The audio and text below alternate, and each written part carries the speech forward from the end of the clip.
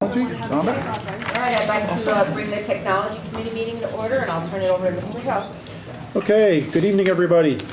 First thing I have on the agenda is just an update on fiber repair issue that we had at the high school. I did update the board in the weekly updates. We did have a fiber optic cable damaged. The contractor was digging for one of the water fittings that they were putting in, and they accidentally hit our fiber cable that goes between Slatington Elementary and the high school that allows network access and internet access to the high school.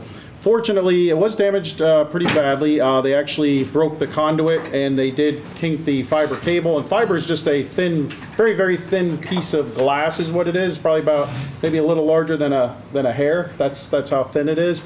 Fortunately, we did maintain connection throughout the damage that I had. So we contacted, Mr. Mann and our staff started contacting various vendors. Diefendorfer, we contacted Blue Ridge Cable to see if there's anything they could do. Finally, we got in touch with a company that's called Celerity Integrated Services, and they returned a call, and we scheduled a repair with them. They were able to come out to do the repair.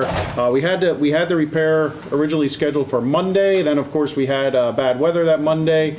Martin Luther King Jr. Day it was. They were supposed to come out that day, but that's when we had like that 6 inches of snow, and then we also had very freezing temperatures that day. And when you do fiber repair, it has to be in a controlled environment in order to get a good fuse. That's why a couple of the companies that actually called us back couldn't do it. They didn't have the right equipment to do it in the cold weather. So Celerity came up that Tuesday, and they actually brought two little trailers along that had a controlled environment, and they were able to do the repair for us, and it went well. They were here probably the entire day. They arrived promptly at 8 in the morning, and they were here till at least 3, 4 o'clock in the afternoon.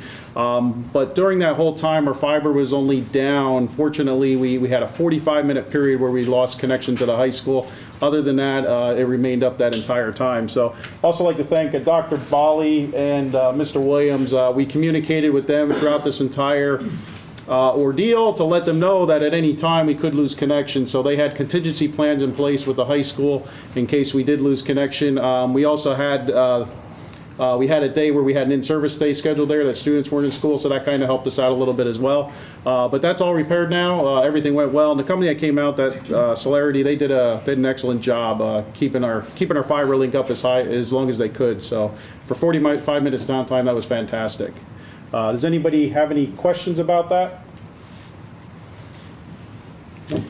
I would just like to quickly echo what Mr. Hill said about Dr. Bali and Mr. Williams. The communication to the students back up to us was seamless, perfect.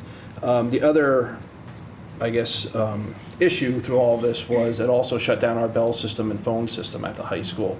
So they had communications that went out to all the parents that knew what to do if for some reason they needed to get hold of their son or daughter during a school day, and we had a workaround to make that happen quickly as well, and to make sure that for us to call out to emergency services if needed was also uninterrupted through all of that. So great communication all around. Did the contractor pay the bill for it? No. They did not. No, that's Because being it's worked out. Because it's on our property and it's not. No. No. And that's all I can say about that right now, Mr. Green. Okay. That was going to be my question. That was your question. Okay. I'm sorry. I stepped on you, but. Understood. What was the bill for? It was, we didn't actually get the official bill yet, but it was estimated, it's going to be around $10,000 for the repair. Right around, maybe just a little under that, but right around $10,000. I will say that I directed our team to move on it quickly because we did not want to be without internet, phone, or bell systems at the high school. We didn't want it to go down when it was not under our choosing. So we made a plan, a very purposeful decision to go ahead and move forward with it. And administration and the contractors will work through payment. So the contractors are willing to make good of it, I'm assuming, right? I mean, they should be insured, so. We are in ongoing communications Okay. with the contractor. I'm just saying, like, you know, if that happened in my business, we would have to make good of it, so, yeah. That's our position as well. Yeah. Okay, any other questions on fiber optics? Okay, we'll move on to the next item I have on here. The next one is, it's a renewal for the Earth Networks Spheric Protect system. That is a lightning detection system that we have installed at Bulldog Stadium. The agreement for that is $2,654 per year, and that is a 5-year agreement. There is no increase over the 5 years, so it's $2,654 per year every year. There's no built-in increase there. That is a $255 increase over the prior 5-year agreement that we had. We put that equipment in 5 years ago. So this is typically something that's paid out of the athletic budget, and there is no equipment or anything being replaced. This is specifically just for the monitoring. Again, all that equipment was installed 5 years ago. All the equipment's still functional and everything's working fine. So this is just the this is just another agreement for the monitoring that they do, which again, if you get a lightning alert, if you're ever in the stadium, you will get an alarm, and then it has a light on there, and it counts down 30 minutes from the last time you get a lightning detection, and then after 30 minutes, the light will go out, and then you can resume activities at the field. So that's what that's for. So again, the last time it was $2,399, if my math is correct, per year. So what I'm looking for here is to ask the board if we can put that on the agenda for approval, since an agreement has to be on the board agenda for an approval. Thank you. Okay, thank you. Okay, and the final thing I have on the list here is back to the softball baseball field. Since we were doing the softball baseball field, one of the things we did is we incorporated they're putting conduit throughout the field so that we can wire up a wireless network down there. We also want to put a couple security cameras, and I know Mr. Geis is also looking at having the Pixelot systems installed as well on the baseball and softball fields. That may not happen immediately, but this is something that we are preparing for. So one of the things that's not included in the project, they did include the conduit and all that, but there's no wires run, there's no network equipment, things like that. So I looked at some of the costs to put this equipment in, having our own staff do the work and install the equipment. And what we would need to do that is we would need 2 network switches. There would be one for softball, one for baseball. We need 6 transceivers. That's they're the transceivers that go from the switches and then goes to the fiber to our other network switches in the district. We would need 2 rack cabinets to mount in each of the sheds that they put in. And then we need uninterruptible power supplies in case you lose power. It keeps, plus it also conditions the voltage to the network switches. And then we would also need to get wiring. We would be putting in fiber, Cat 6, and we are also planning on putting in some of the. We're looking into putting in a. Like an audio system as well, to a PA system in each thing. So we would try to run the speakers wire in the same time just to get that in as well. Although this does not include the equipment for the audio system in the fields, okay? So what we're looking to do is we're looking to purchase that equipment. What I would like to do is purchase that from from this current year technology funds. I had some extra money in there that I did not have to use. Some of that was for like licensing for our APs, the wireless APs that we did. We were able to roll that licensing into E-rate, and so some of that money that I had set aside for that I'm not using this year. So there's some funds there. I have about $11,500 worth of funds, and the equipment we were looking at is going to be right around that range, right around $11,500. So what we would like to do is purchase that equipment, and then that way when the field is done, we can start installing that. And again, we're going to do that, my crew's going to do that as they have time, and we may need a hand from Mr. Mann's crew as well, like from the electrician, but we'll do, most of my team will do most of that work. So what we'd like to do is use those funds and purchase that equipment, if that's okay. Does anybody have any questions about that? Again, this does not include, though, the audio equipment, because the audio equipment was an extra, we estimated that was going to be about $5,000 per field, so that's like an extra $10,000, and I don't have enough money to do all that, so that we'll look at another something time to down the do down the road. road. Yeah. So this would just be to get our basic network in and things like that. Okay, so what I'd like to do, could we have approval from the board to put an agenda item on there, on the board agenda for next week? Okay. Mr. Crispin, were you gonna, oh, I thought you were gonna say something. Okay. All right. Thank you again. All right, thank you. Any other questions? That's all I have, if there's no questions. Okay, if there's no questions, we'll close the technology committee meeting, and since Mr. Fedocia is not here, I would like to open the buildings and grounds committee meeting and turn that over to Mr. Mann. So tonight, I have two young ladies from the high school that would like to talk to the board about a project that they'd like to do their senior year. So if you could... Sure, go to the podium.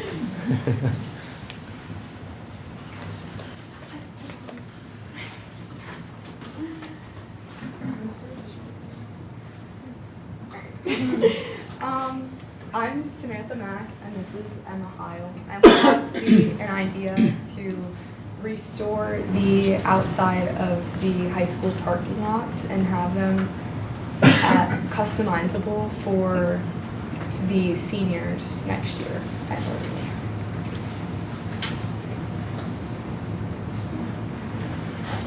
Our idea as juniors at Northern Lehigh is to create and restore the outside parking lots. The area is colorless and it's due to rarity right now. Our mission is to boost morale, school spirit, individuality, and creativity by allowing students to custom paint their own parking spot.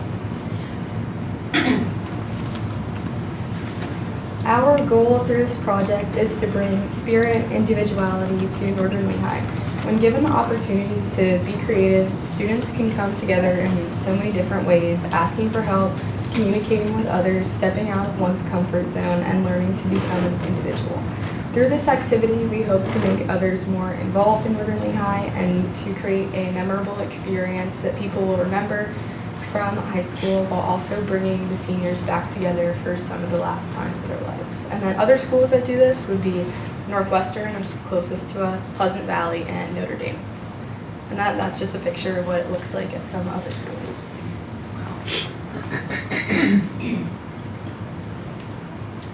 Okay, so there's multiple steps that we'd have to go through in order to achieve this. So the first step would be the seniors who are active within the school will be given the opportunity as an incentive to paint their parking spot. They would need to pay the permit price as well as an additional fee for painting the parking spot. That could, the additional fee could help pay for like materials like paint and like brushes or whatever we need to. In early August, students would gather for 1 to 2 days to paint their parking spot, which is what we thought would be the best idea for students with summer jobs and other responsibilities, vacations.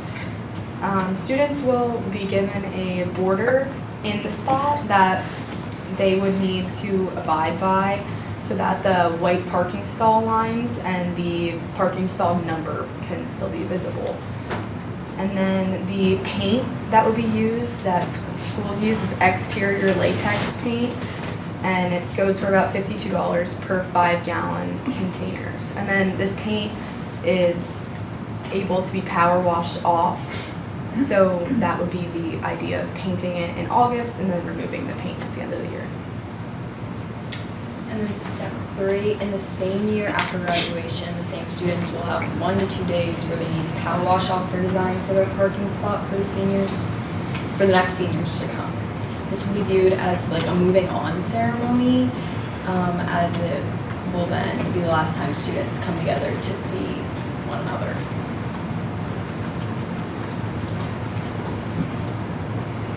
This is just some of the examples that we from different schools of people making it their own kind of design.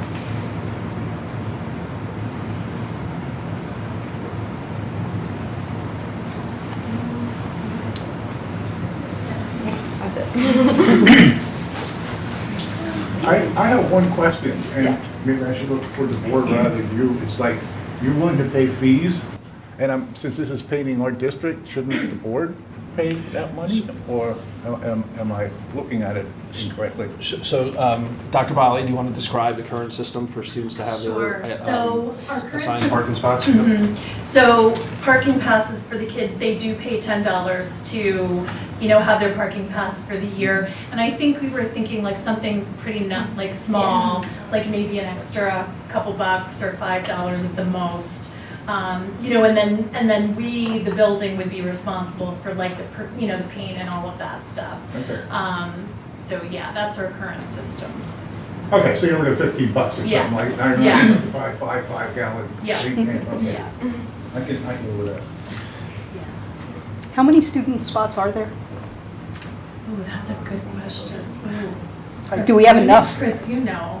I don't know really No. offhand, I'd have to look it up. Yeah, I have to look it up. I can share that the small section of parking lot, which is kind of across from what was the temporary soccer practice field today, like the back side of the middle school on this side of Bulldog Lane. I have not seen more than 1 or 2 cars have to park in that overflow section probably since about my 3rd year here. So I would say right now we have more than enough spots for the high school students. We actually have some extras.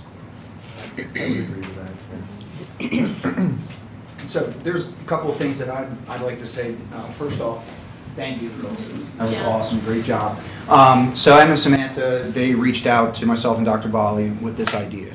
And so, we wanted them to present it to the board to really tonight just to kind of get a feeler of whether or not the board would support a project like this, with the idea of then they would be moving forward and finalizing a lot of details. So we've actually met twice.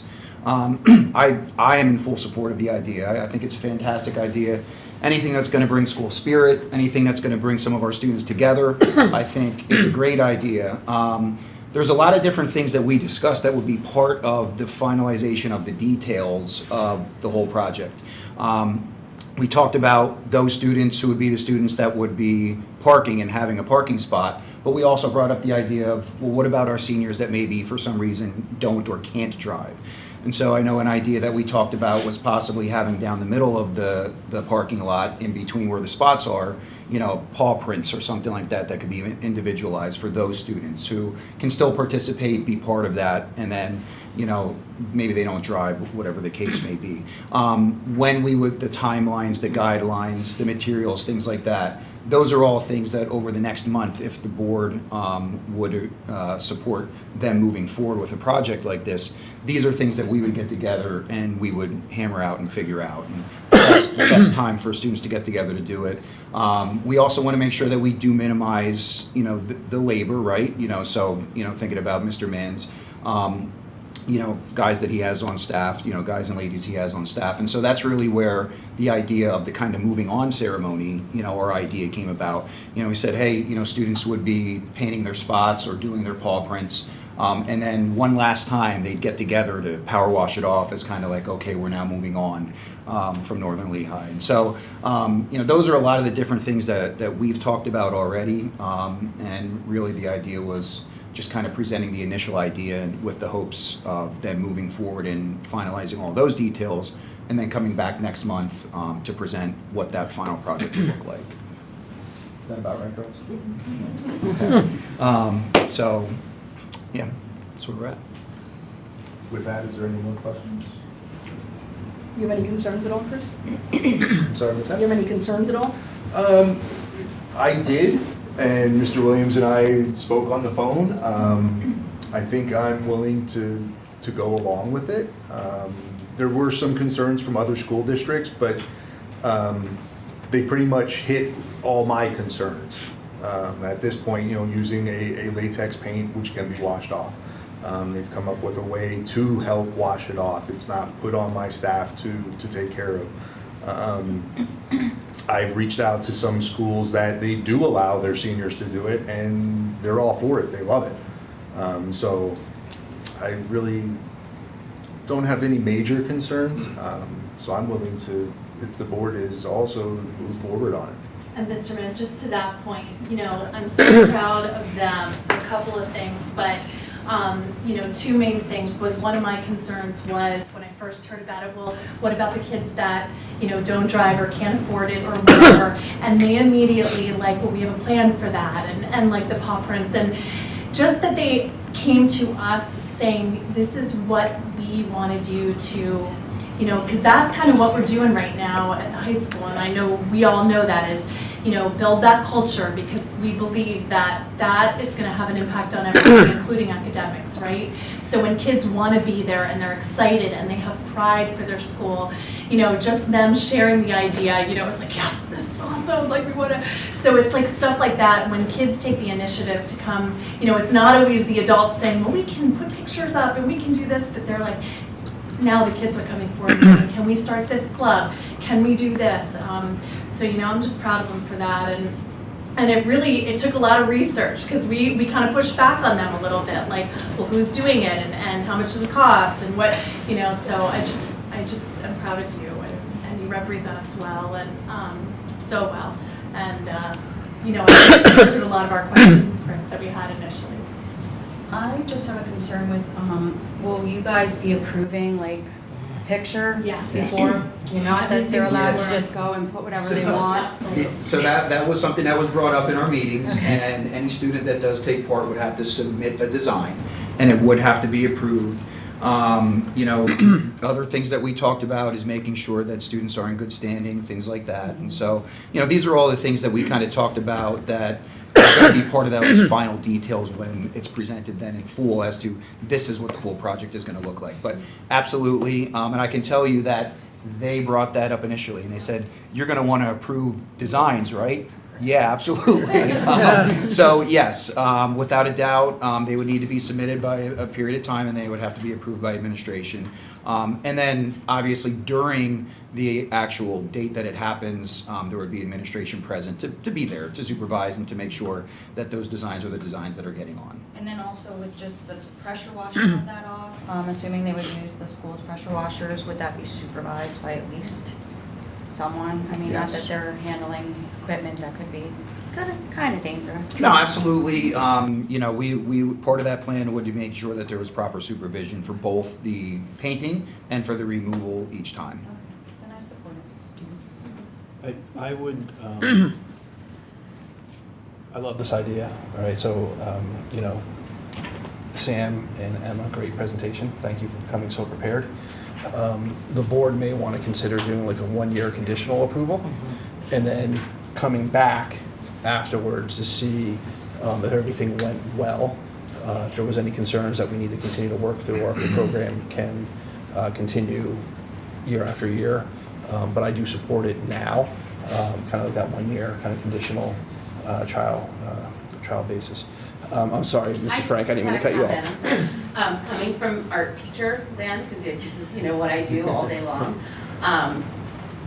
they already have experience with designing something in the schools. I don't know if anybody's been in the middle school in the last, 10 years since I've been there, but we do the ceiling tiles as an 8th grade legacy project, and I think this really kind of is a really great way to extend that through the high school.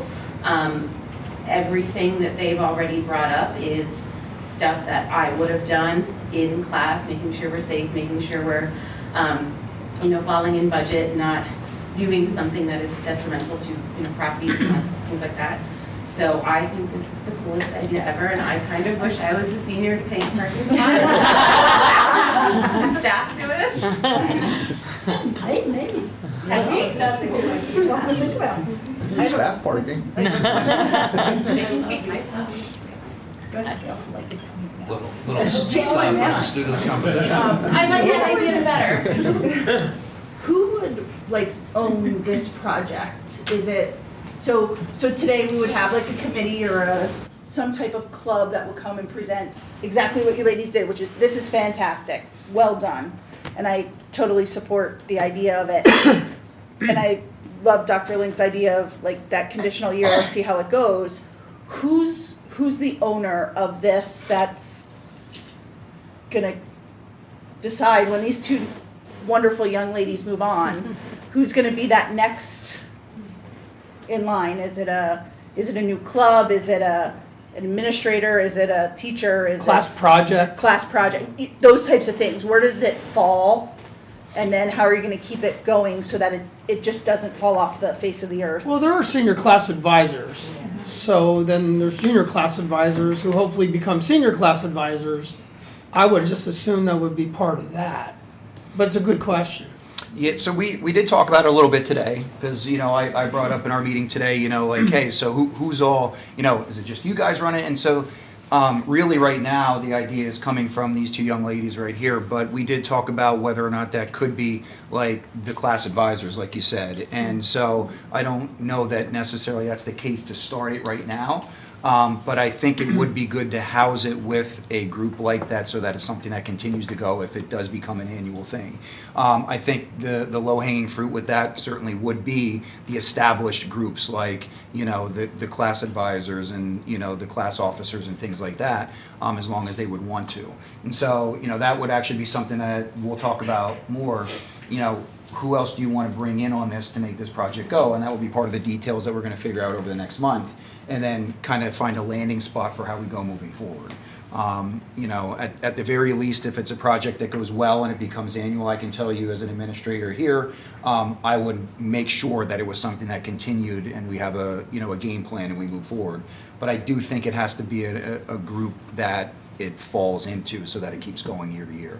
And so that would be a goal of us coming back to you guys next, and really them coming back to you next month saying, okay, this is who we believe we're going to try to house it with. Thank you. Sure. I have 2 questions. Would there, since you're increasing the parking fee for people to paint their parking spots, would you also charge a fee to the students that want the paw prints, that don't have a parking spot, that would want to paint the paw prints? I mean, it could, whatever their adjustment is for that. Yeah, so we did 5. And then the other question I have is, how often do you paint the lines on the parking lots? So we do a rotation when we seal coat the parking lots. So right this year, I believe it's going to be the high school, middle school side. So it would be the high school parking lot. So it's every 2-year rotation, every other year. Would the power washing affect that paint as well? No. Okay. All right. Yeah, the paint that we use for the parking lots is Different. permanent parking paint. I would just like to comment that our middle school in-house does a Shark Tank, and several administrators get to sit in on that, and we get pitches from the middle school students. And at the end, we decide on, you know, which project we're going to move forward with. It's wonderful to see that the high school students are almost taking that to the next level and bringing that to the board and to the committee for, you know, a pitch of how you want to beautify the school district. So thank you for coming. And this time you got to pitch to the entire school board and all the administration. So honestly, excellent work. I think I'm hearing consensus for a 1-year conditional. And Mr. Williams, it sounds like you're kind of taking the administrative lead on this. Yeah. Absolutely. Thank you, ladies. Thank you. Well done. Are you Lori Vanilla? Are you Lori Vanilla? Lori Vanilla. I don't know if all you heard, but first of all, I think it's a great idea. But I think we should do a little teacher versus student competition. Yeah. Sounds like an excellent fundraiser. Losers have to pressure wash the others. Yeah, something there. Mr. Mann. All right. So next on my agenda, the rest is pretty much some information. We had 2 deliveries, one of fuel oil, one for 7,500 gallons to the middle school. The next one was 7,500 gallons for the high school, both at the contracted price of $2.58880 per gallon. After that, we also had a bulk salt delivery. We had 25 tons of salt delivered. For 25 tons, it was $2,599.44. That's the road salt that we spread on the roads. Comes in a big triaxle truck. And we also purchased 6 pallets of bag salt That's the salt that we use on our sidewalks. Again, for 6 pallets, which was 40 pallets. I can't remember the exact amount on the pallet. $2,978.40. And in January, we had to sign for our KPN fuel bids.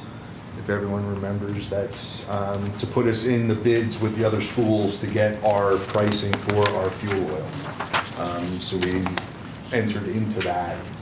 So come March, we'll get the actual bid amount. That's when we have the 24 hours to make a decision which way we're going to go.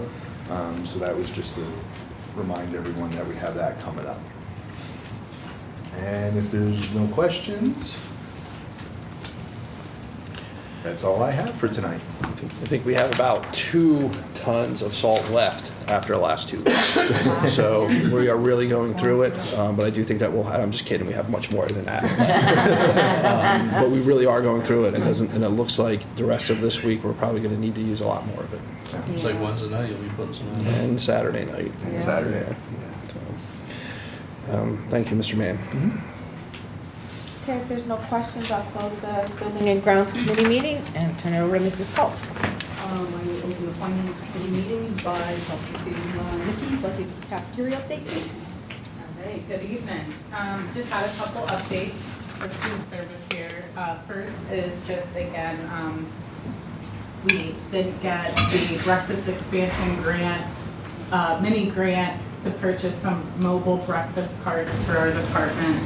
And they did come last week, the week prior, and Keith put them together. They look great. They're ready to rock and roll. We haven't actually used them yet, but Mr. Briner and myself, along with Angie, the head cook at Slade and Kim, are all going to get together here soon in hopes to, somewhere around March, end of February, early March, pilot second chance breakfast. So still having our traditional breakfast service, but about an hour later offering breakfast in the hallway for anybody that either came late, opted to not have breakfast at the traditional time, things like that to boost our breakfast participation.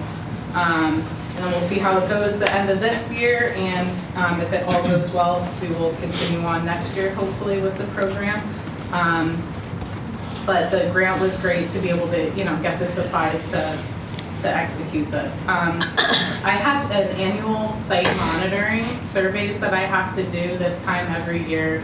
I have to observe 4 of my lunch services. So at each school, I'm observing their all their different lunch periods, and then I have to pick 2 locations to observe breakfast. So it's kind of like a mini audit just to make sure my staff is complying with we're offering what the menus published, and everybody's taking the right quantities and portions of items, and we're making sure all components are being taken to qualify for a reimbursable meal, things like that. So everybody so far, I have 4 out of the 6 audits complete at this point.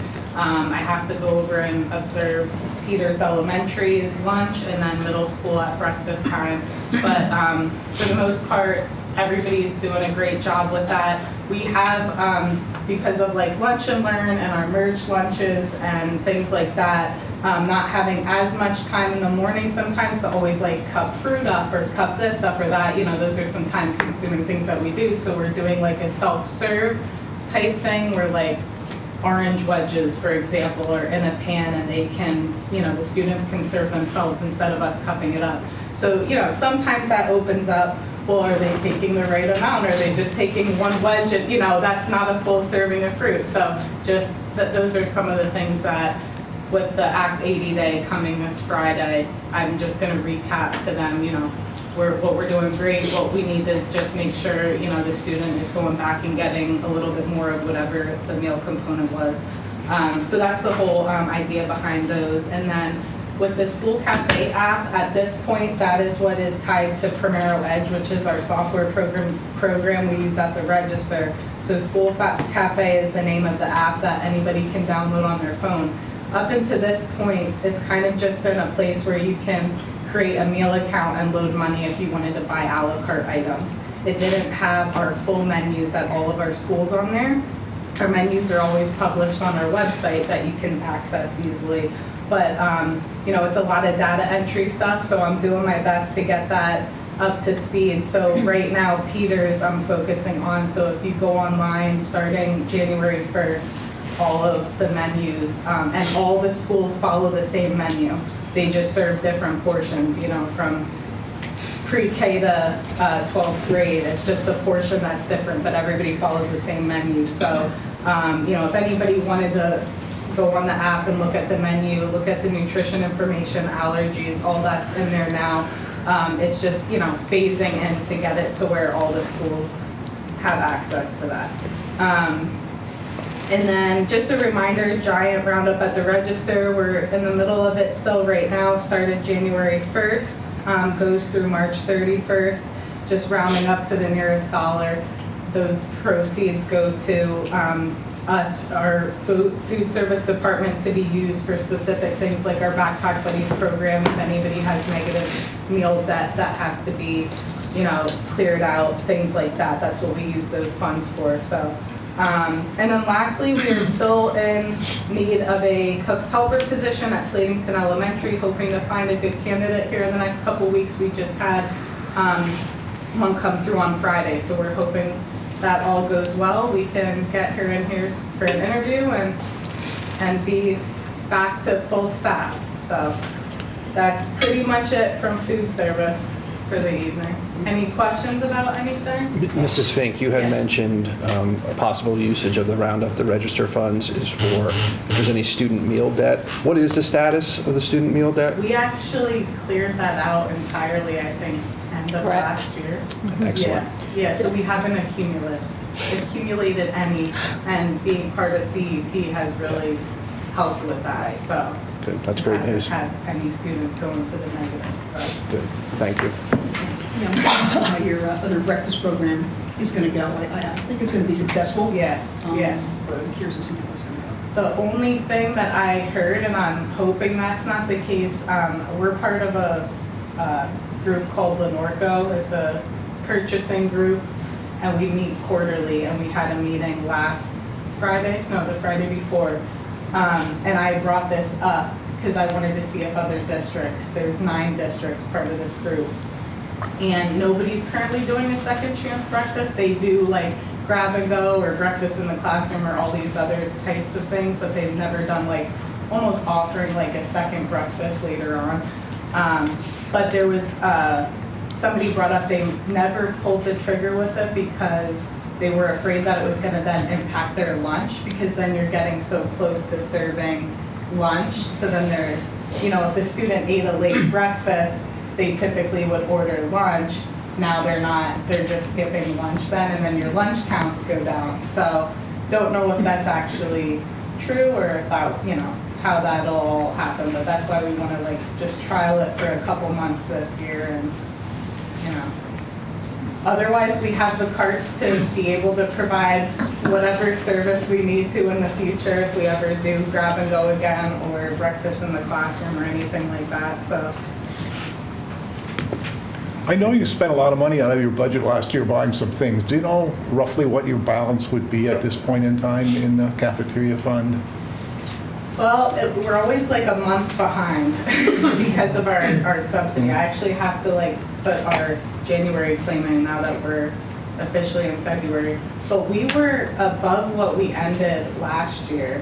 So we had, so not last year, the year before, we were at 67% roughly. And this year it was 120-ish, give or take, is how we ended. We never really know our true end until like December of every year. So we come back from the winter break finally, like having an idea. But yeah, we've been at a healthy spot. I don't know the exact number right this second, but I could run reports and come up with it for you. No problem, thank you. We're trending positive, though. We're not. That's the bottom line. Yeah. So I think between, we were talking what we ended 2 years ago and then this year, we're pretty much on point with being able to cover a good cost of the dishwashers and steamer and everything like that that was recently purchased. So. But. Thank you. New dishwasher good? Yeah, yep. Everything's up and running and good to go, so. Thank you. Good. Any other questions? Nicole, I have a question. If you did the second breakfast, would you have to follow the same dietary restrictions as you do for the first breakfast? Yeah. And would it also be free to all of the students as well, even if they got the first breakfast and then came through the second So time? it's supposed to really not be a second breakfast per se. It's supposed to be an initial breakfast for somebody that didn't take advantage of it like early, first thing in the morning when they got to school. So we can't provide 2 free breakfasts to the same person. It's still free, but it has to be like, it's their initial meal. It's just later in the morning that they're getting it, so.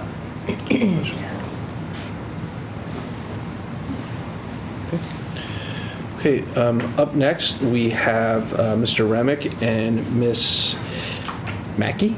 Got it. Nailed it. Here, they are part of our financial advising firms, and they're going to walk us through kind of a pathway forward, if the board so chooses, for financing a common campus model. So I will put that up on the screen, and if the two of you just want to let me know when to advance. Sounds good. Thank you again for having us. Again, I'm Brad Remick with PFM. Ali is from Mackey. Ali Mackey from Raymond James. Here as well, your bond underwriter. We had a meeting, I guess it was in December, to kind of talk through. We understood you were going through a feasibility study this past fall, and we got together with Sherry and Dr. Link to talk a little bit about putting together a plan for the board just to see, how do you get from A to B. It's nice to have a long-range plan and think through those things as you decide, make decisions along the way. So this is what we came up with. This is our cover page. The next page, I'm going to give you a couple background things first. This is a colorful chart. Every advisor needs a colorful interest rate chart, right? Because this is an index, much like the Dow Jones for stocks and S&P 500. The municipal bonds, where you would issue the debt, we have an index too. And we follow it, track how things have looked today versus historically. If you look at the top chart, you'll notice some lines there, and as we come back and do some more things over the next couple times, you'll see this chart from us regularly. So what this is supposed to be is what's called a yield curve, and that is it charts an interest rate for any from a 1-year investment to a 30-year investment in municipal bonds. And what we've done is we've gone back to 1993. The gray bars show the highs and the lows. The red line takes the average, and the blue line shows you where you are today. And we're going back 30 years and looking at that. I think a lot of people see mortgage rates being super high, and rates are much, since the pandemic they've gone up, and that's in fact the case. Don't get us wrong. But if you look at this from a 30-year perspective, we're just at or just below historic averages in the municipal bond world. And maybe I should explain that a little bit. When you finance capital projects, typically you issue municipal bonds, which are tax-exempt bonds, which means that an investor that buys them doesn't have to pay federal tax on them, and therefore they're willing to accept a lower interest rate. And as a school district, you want to pay a lower interest rate when you borrow your funds for your capital projects. So, this is the market that we operate at. There's a couple other charts at the bottom, but the point I'm really trying to make is, hey, we're at historic averages, and it's not such a runaway number that you might otherwise expect. The page number 3, the next page, is we like to take as a starting point, what do you have for existing debt right now that you finance capital projects with? Okay, so we list all the different bond issues. This chart right here shows you the principal and interest payments by fiscal year. You might look and say, hey, some go up, some go down, there's increases, there's bumps, things of that nature. Well, if you go to column 6 on the far right, you'll notice it's approximately level through the next, through 20, 36, 37. So if you look at it that way, it's like, okay, so when we're structuring debt, we're putting pieces of a puzzle together to try and get that column 6 pretty level. The next page, the next chart, what we do is take a step further. Some of your existing bonds that you've issued for projects still qualify for PlanCon. Now, PlanCon's in moratorium right now. It's not funded. But what we've done here is said, okay, in column 12, When Sherry makes some payments, she submits the form to PDE to get reimbursement for those that are eligible. And what does the number net of that revenue, where are we at in column 12? Okay, so it's a slightly lower number because you're qualifying for a little reimbursement for some of those outstanding bonds that were issued prior to the moratorium. So column 12, if you look at that from a net perspective, you can see the district's net debt service is about $2 million a year and remains that way for 2037. So when we put together a plan with Ally and our team and the Raymond James team, we want to know this before we put this plan together so we can utilize tools to potentially structure your debt in a favorable way. All right. Before I get into the summary page, there are a couple things on the next page, page 4, that I just want to kind of remind the board about. And that is the first section, federal tax law recap. Okay. When you borrow funds on a tax exempt basis, there are certain rules that you need to follow to qualify for that benefit. The first is, and the main one to me, is A, the expenditure test. When you borrow funds on a tax-free basis, you have to reasonably expect to spend it. 85% is the number, but I just kind of like to think about it holistically. You reasonably have to spend it within 3 years. What happens in 3 years if you don't spend it? You don't have to give it back, you don't have to pay a fine, you just have to have a plan, but at the time of the borrowing, that has to be a reasonable expectation test that you met. So if you had a project in 2030, unfortunately, we can't borrow the funds for it today, we have to wait till we get closer. So, just so I understand that, so let's say we borrow 10 million and we only spend $1 million. We can keep the other 9 million and continue to earn interest on that as long as we have a plan To get rid of, to spend it. to spend it. At some point, you know, your bond attorney would say, okay, what's reasonable, what's not reasonable. We'd have to kind of sit down and think about it. And I should mention too, and I'll get to some of this later, when you borrow funds, after that, suppose you borrow funds at 4%. If you, after 3 years, you can no longer earn more than that interest rate. Okay. You can't just earn whatever you want on it, keep it, and keep, you know, because that's part of the rules. They're giving you the benefit of tax exemption. 2 years So you can, but after that. Yeah, 3 years, you're no longer allowed to do that. And I'll get to some of those explanations in just a second. And then the other thing is the time test. I think that is, you know, when you borrow the money or incur the debt, you have to reasonably expect that you're going to enter into an obligation to spend 5% of the money. Not within the 6 years of borrowing, you have to think that you're going to enter into a binding obligation of at least 5% of the borrowing amount. That's typically engaging with an architect. That would be a binding obligation. And then you have to proceed with due diligence to spend the money. The second section, arbitrage rebate considerations. What that means generally is that there's these what's called arbitrage rebate rules, and that says that if you borrow money at 4 and you earn 5, generally speaking, you have to rebate the difference to the federal government. However, there are some exceptions, and you'll see this sprinkled through the plan as to how to take advantage of this. Small issuer exemption is one where if you borrow $15 million or less in a calendar year, remember I said you borrowed at 4 and you invested 5, you can keep the 1. You don't have to rebate, okay, if that's the situation.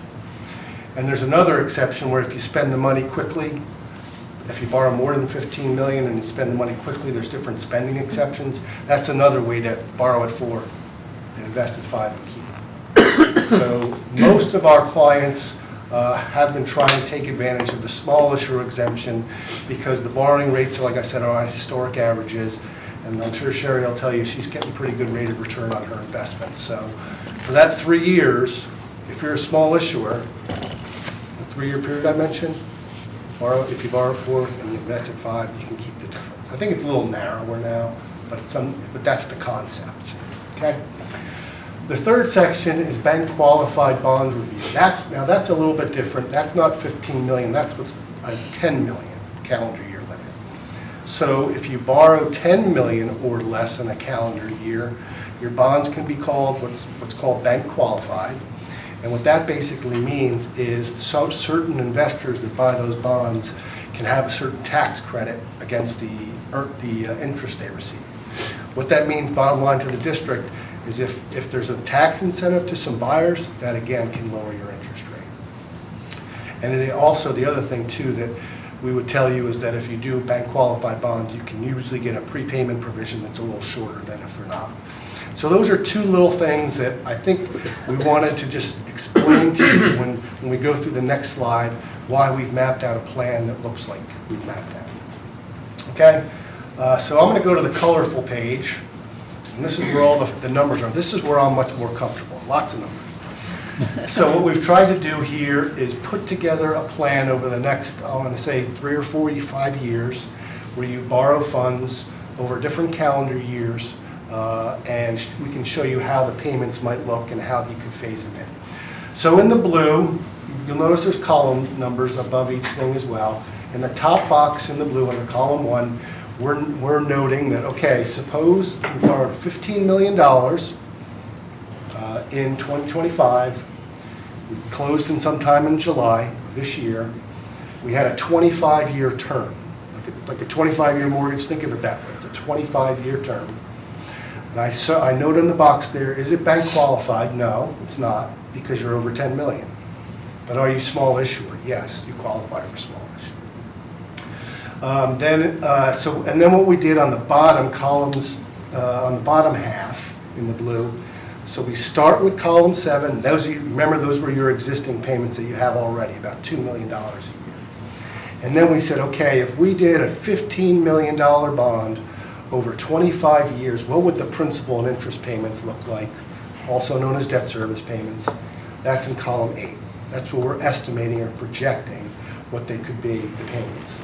Now you'll notice there, I kind of touched upon it when I went through your existing debt profile. What you'll notice here is that the payments are a little bit shorter, a little bit lower until your other debt drops off. And then they get a little bit bigger, okay? So the reason you do that, and that's what's called a wraparound structure. If I did a $15 million bond and had the same payment for 25 years, the budget impact would be higher. The amount you'd have to phase in, because you'd have to pay principal and interest up front for the next about 12 or so years before the debt drops off. So this is a very common structure that a lot of school districts use, especially in light of Act 1 and all the other things you have to deal with, because having that budget impact a little bit lower makes it possibly more affordable. Can you get that a little bigger? Yes. I'm good, but not Superman. I believe Mr. Remick is, like, these columns, are these rows right Right. here? Yeah.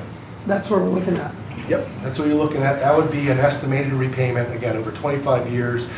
Wraparound structure, and I know I'm throwing a lot at you, small issuer, for $15 million. So then what we put together, and I'll just preface this also, I'm not sure exactly what the amount is that you're going to wind up doing, okay, because you still have time to think through and sort through this. I'm not exactly sure of the timing of everything, but again, we wanted to give you an idea of how a plan might map out for you able to tackle this and manage this, okay? So then what we did in the yellow, I'm going to ask Dr. Link to go, maybe, Oh, sorry, I forgot to pass. forgot the hand. That's helpful. Now you tell us, yeah, I got 2 pair of glasses. I don't Have new lenses. Got new ones on. Yep, sorry about that.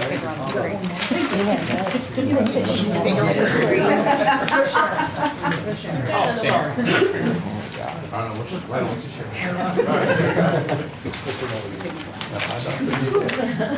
Page number 5. So then what we did, I should say, is we then said in the yellow, let's do another 15 million, talking about, November of 2026, a little bit less than 2 years from now. Very similar, you'll see the yellow look very similar to blue. Okay, again, principal and interest payments. We did continue to go out, so at the end you'll notice a little bit higher payment. But when you look at column 11 in this case, you can see it's slightly declining after that period of time. Again, we're trying to leave room so that we can get to some other projects as we get to the orange and the red. So the orange is 9,995,000, just under 10 million. So that one, bank qualified and small issuer. Gives you an idea, again, 25 years, wraparound payment, what the payments come in at. We're looking at, again, column 13. It's, it's getting a little bit narrow between the drop-offs out after the existing debt falls off. And then ultimately we get to the red. And now we've gotten through a bond issue in 25, 26, 27, and 28, again, to keep the scope manageable, okay? To keep the timing manageable, and most importantly, keep the phase-in of the payment to your budget manageable. So now all of a sudden, if you go to column number 15, you'll notice we just went over a 5-year period from about $2 million in your budget for debt service to just under 4.5. Okay, so that's, and we wanted to structure it in column 16, again, to give you an idea. We'd have to find in the budget $500,000 a year for the next 5 years. Again, we don't borrow it all at once because we have to reasonably expect to spend it within 3 years. You have a lot of planning to do, it takes time, and we wanted to make sure that we didn't hit you with a $2.5 million payment in your budget in 1 year, which becomes quite unmanageable for you. But this kind of gives you an idea. If you think about it, this would enable you to tackle $50 million in this illustration of projects really over the next 5 to 6 or even 7 years because of the if the last red one was borrowed in 2028, you'd have 3 years to spend the money. Can you explain what you just said about those 5 years on 16 and 17? Can you explain that again? Sure. So when we started with the $2 million that was in the budget, then what happens, if you'll notice, in the top line says about $2 million, then the payment goes to about 2.5. Mm-hmm. So that's a $500,000 increase in debt service in the budget. Okay. The next year it goes from 2.5 to 3. So we have to go up another $500,000. And then in column 15, 3 to 3.5, 3.5 to 4, and then 4 to 4.5. Okay. So that's how the $500,000 kind of comes into play. If the timing changes, Allie's really smart. She'll figure out a way how to make this work, okay, for you and so forth. And because there's other ways to utilize the interest earnings, there's other ways to utilize some bond proceeds. But this seemed like something that was important to share with you as you kind of sort through and digest this feasibility study as to how it might look financially. I did want to also point out that finding the room in the budget for debt service can come in different ways. It can come in revenue generation, or if there's some efficiencies in the budget through the projects that help offset some other things that you might otherwise, or you're currently spending funds on. So that would be, I'm guessing, things like we reduce operational costs, like if Peters Elementary School was to come offline, the selling of the property, those, is that what you're talking about, Mr. Those Remick? types of things, Okay. yep, those types of things. If you're spending, I don't know how much money you're spending on maintaining those buildings, but maybe with a newer building, you're not going to have to spend as much. But that's basically what happens is you have to figure out how you get about $500,000 in the budget. That's a lot of 5 parking spaces. We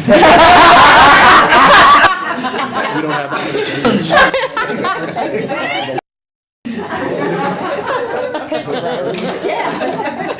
You're gonna have to up those fees. It's all around the school. Are there any questions for Mr. Remick or Ms. Mackey? Go ahead, I'm sorry. I'm sorry. So I wish I would have brought it with her, had it in front of me. When we went over the initial numbers for if we basically were to do everything, for some reason I thought the project, if we were to do everything, was more than 50. Yeah, it was. It is. Okay. Well, that would be if you were to do all of the additions and then like all the other upgrades to the buildings that they're also recommending kind of within that scope. I believe the cost of the additions was, I think, about 52 million. Correct. And that would be to put a 6th grade wing at the middle school and then take Peters Elementary School offline and at this building basically put what would be like a kindergarten, 1st grade wing, in addition on the cafeteria kitchen, and then a new gym on that side of the building that way. That would not be, but that does not include the cost of like doing, if you would want to do additional upgrades like at the high school, and the non-addition upgrades to this building in the middle school. Okay, I just want to make sure we're understanding the money value associated with what project. So basically the almost 50 million would cover just the additions themselves. Yes. No other upgrades, no just bare bone expansion, but getting rid of Peters. Correct. But not the additional upgrades. Correct. That would be I believe if I added everything up together, I think it was like between 80 and Yes, 85. that was to do everything. That was everything on. Yes. Okay. Now, keep in mind that, you know, whether these projects occur or not, the additions, even if we were to go to a common campus model, we're still going to have to maintain our buildings over the years, HVAC systems, you know, that type of stuff. Those costs will always be there on a cycle. You know, the only way it's going to go away is if you close a building down. But then then you have to figure, okay, well, we're putting, you know, almost the same amount of square footage through a set of, you know, a series of additions.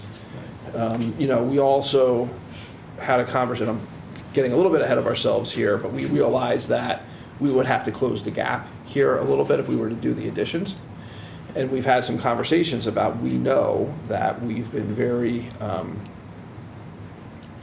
of purposeful in building our fund balance over about the last 7 or 8 years, anticipating some sort of major either upgrades to the existing buildings or a project like a common campus. So that's another way to help kind of close that gap a little bit. Other thing I did want to mention too was if you would be kind enough to go back to your existing debt page. If you look at the bottom of column 12, in the gray, you'll notice that you have about almost $20 million of debt outstanding. Now, you're going to continue to pay that down. But there is a rule in the state for non-electoral debt, how much you can have. And basically, there's a calculation done every year.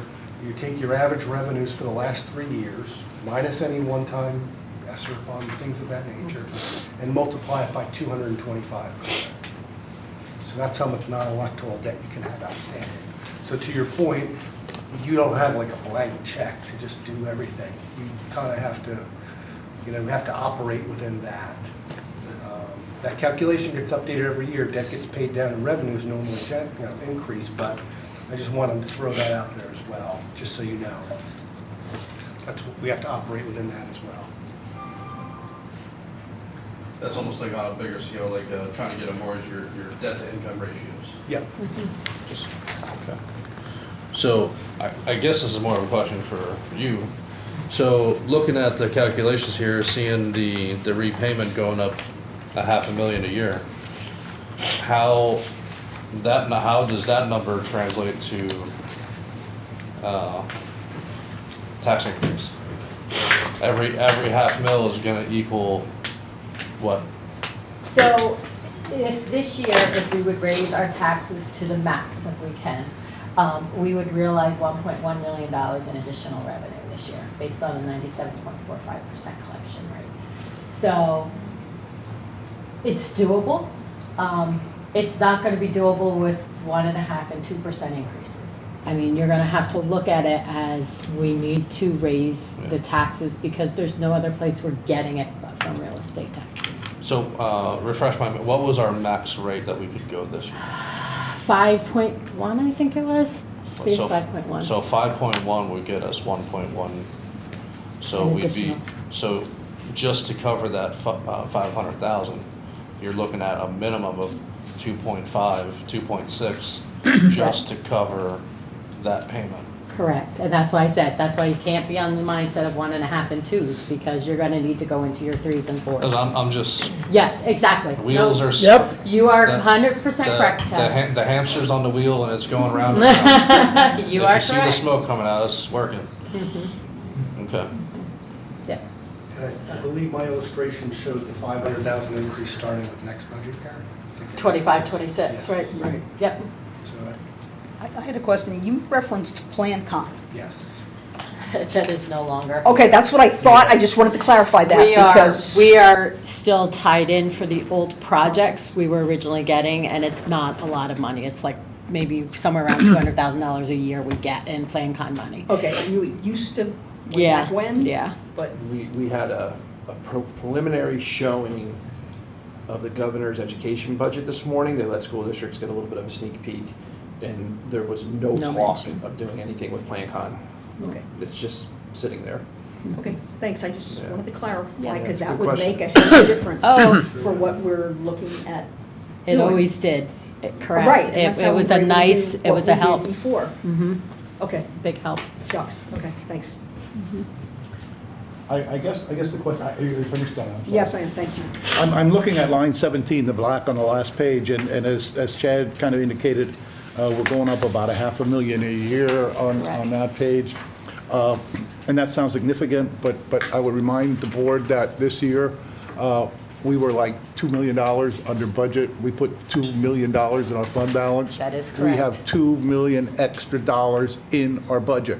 And even in the total here, it's only going up $2.5 million Overall. Correct. overall. Correct. So Now, even and- to the second line, and I understand some of that was supposed to be fund balance that we didn't take. No, but- no. Yeah, But go ahead, it- I'm sorry. I'll let Yeah, you but speak. in saying that we put $200,000 in the fund balance, or $2 million, which we definitely did, but we did have some positions that we now are now part of our budget now going forward. So we're not going to see that much of an increase anymore because of that. But the board has done a very good job at continuing to raise taxes to give us that cushion and start to build that moving forward. My point is this that I'm trying to make. If we're 2 million over, Mm-hmm. okay, and if the 5 mills bring in $1 million, that's 3 million, we could theoretically Yes. see in a year. Now, I understand there's other expenses associated with that. Correct. But there's also money in the fund balance of like $18 million. There's a hefty fund that balance. we could take fund balance on, and some of that is designated, I think, for Yes. long-term payments already. is, This year, yes. if I read the report right, it's $2 million. about $2 million. So there's a lot of different pots that we have to dig in here. It's not like this all has to be at taxpayers' expense here, You're correct. because we've raised the taxes a bit more than we had to for the last couple of years. And the board, I think, has been very kind of aggressive on doing that and making sure that we were putting that money in there because we know that that's coming. And so I guess I'm not as scared of these numbers as I thought I was going to be when I looked at them initially. I think it's something that's certainly doable. And one thing I'll point out too, just while I'm here, so we, as I mentioned, assumed a 25-year payment. One thing that we'll want to think through is, depending on the scope of your project, you don't want to have a payment for longer than the useful life of the asset that you're financing. Okay, so we just want to keep that in mind. Maybe if you do some additions, classrooms, you can amortize for a longer period of time if you so desire. But maybe there's some things we have to make sure we're, you know, if it only has like if somebody, for example, I'm not saying this is the case here, but if someone puts a turf field on somewhere, the turf only lasts for so long. You don't want to have a 25-year payment, just like you don't want to have a 15-year car payment, right? So I try to illustrate 25 years for the amortization periods, and depending on the scope of things and the useful lives of them, could be shorter, could be longer, but I just want to make that point, you know, because this was the plan to just kind of share with the grant. One more, I apologize if you put this in here somewhere and I wasn't tracking. So assuming we go with the borrow amount of 49.9, is there somewhere on here, like, what that 49.9 is gonna cost us? The, in terms of principal and interest? Yes. Okay, so if you were to look at the blue, okay, to get $15 million in the bank, your principal and interest payments on that bond are at the bottom at 29.9. So by getting 15 million, you have to finance it. Looks like you have to finance when you buy your house. That's your payout, and then you'll see that if you add those all up, so in 15, it gets to 126, you see at the bottom, but 26 of it you already have, you're obligated to pay because it's your existing debt. Yeah, you see, because the bottom of column 7 is almost 26. The bottom of column 15 is 126, so that's almost 100 million principal and interest. Do $50 million worth of projects. That's a hell of a lot of money. Yeah. So you're looking at a current rate of a little bit over 3%? We're looking probably more like 5. Oh, more like, oh, okay, because I'm looking at the red here and I'm. And remember, it's our job, we represent you. This isn't my money. I understand. You know, I'm not a bank. You gotta go with what the market. Yeah, I gotta go with what the is. market Yeah, is and yeah. get, I mean, ultimately, it's our job that based on market conditions, get good rates for you. What kind of call rate are you going to have on this? Well, good question. Typically for a bank qualified, you can have something within 5 years. 5 years. And if you have non-bank qualified, which is the 15 millions, what do we see in Ally, 7 or 8? 7 or 8? Okay. I'm not trying to be political here, but I have a feeling that interest rates might go down. Maybe they won't. I don't know. So would it cost a lot more to have a shorter call rate than that? You can certainly look at it. You start at, the market expects 5 years for BQ and the market expects 7 for non-BQ. So I think if you try to go shorter, you might get a penalty, sorry. I mean, we've been successful at pushing them 6 months shorter, but not a ton shorter without a penalty. So Not it a might be 2-year or a 3-year or something. You wouldn't go anywhere near that short. That would. Plus I mean, you push. could, but they're gonna expect a higher interest rate. You're going to push up the rate of the bonds. Yeah, okay. The rate. And that's a guess too. We don't know that that's going to happen either, so. I think, Ally, if I get a line here, you can correct me. I think most of the market expects over the next year the Federal Reserve to cut interest rates a couple times. Now, just the way the world works, that's already priced in. So I know there was when the Fed reduced rates 0.5% last year, everybody thought, oh great, rates went down 50 basis points. Well, guess what? Rates went up. Yeah. Rates went up because it was already priced in and there was talk of being less cuts during the course of 2024. So the market's pretty smart. They figure these things out.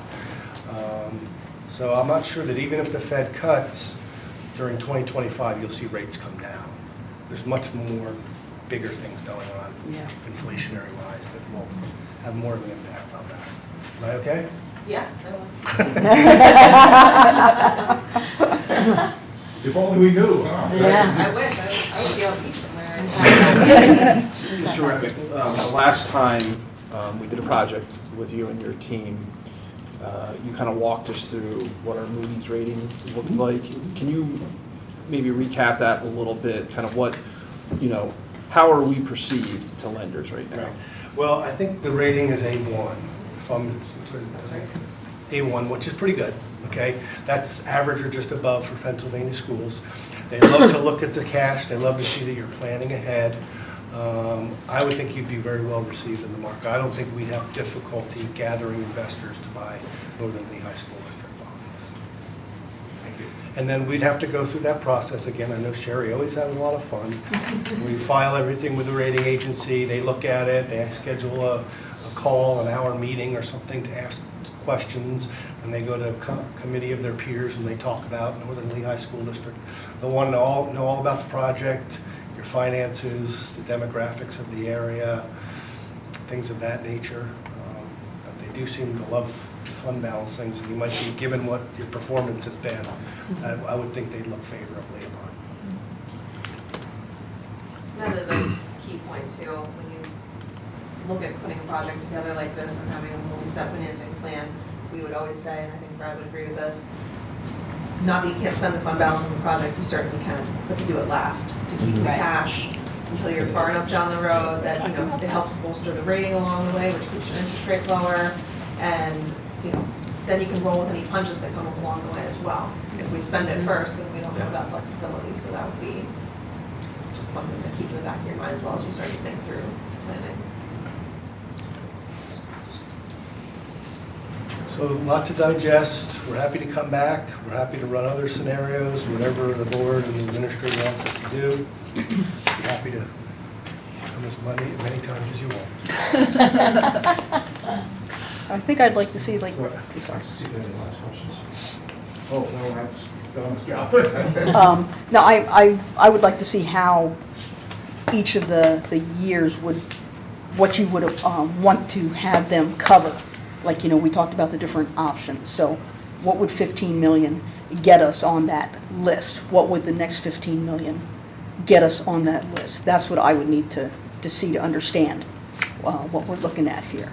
Yeah, and that's where we would circle back with the team at Alloy 5, which means that for us to continue that process with them and them to actually get into the design phase is where we would have to commit to an ongoing partnership with them, which is going to cost some money. So we would have to kind of pay some money to get more detailed plans of what that would look like. I was looking at, okay, are you looking at an expansion at the middle school to move the 6th grade first? Or I'm talking about that type of a thing. That's what I've been talking about.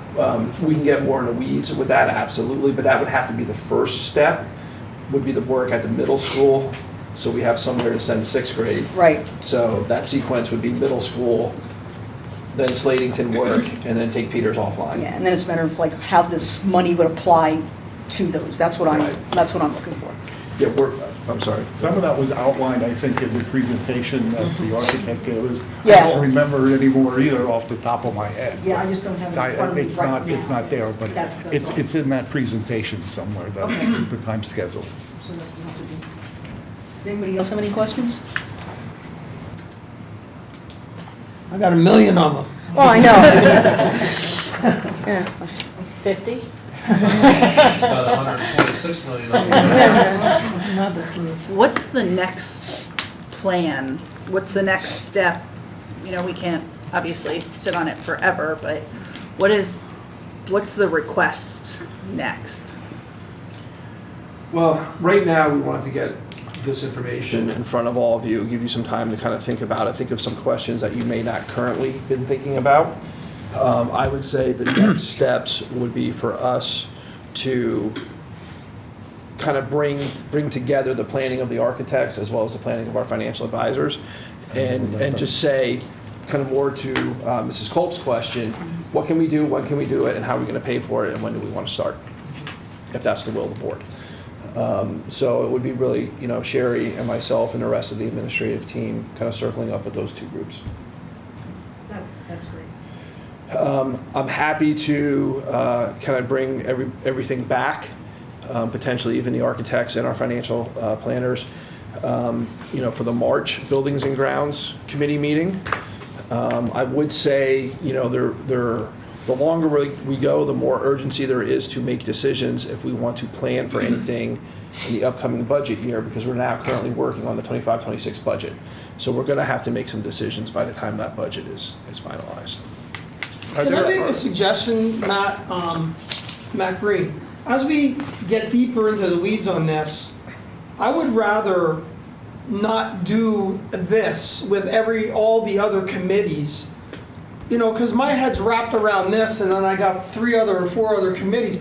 Can we dedicate an evening just to talk about, this is a big step? Oh, yeah, I agree. And I don't want to include it in the other committee meetings. I would rather see us branch out to make it its own, so that we have clear minds going in on what we're actually doing. I think that's a good idea, Bob, yeah. And maybe on that particular night, we could have the financial people here Right. and the architect people, and everybody could have a decision.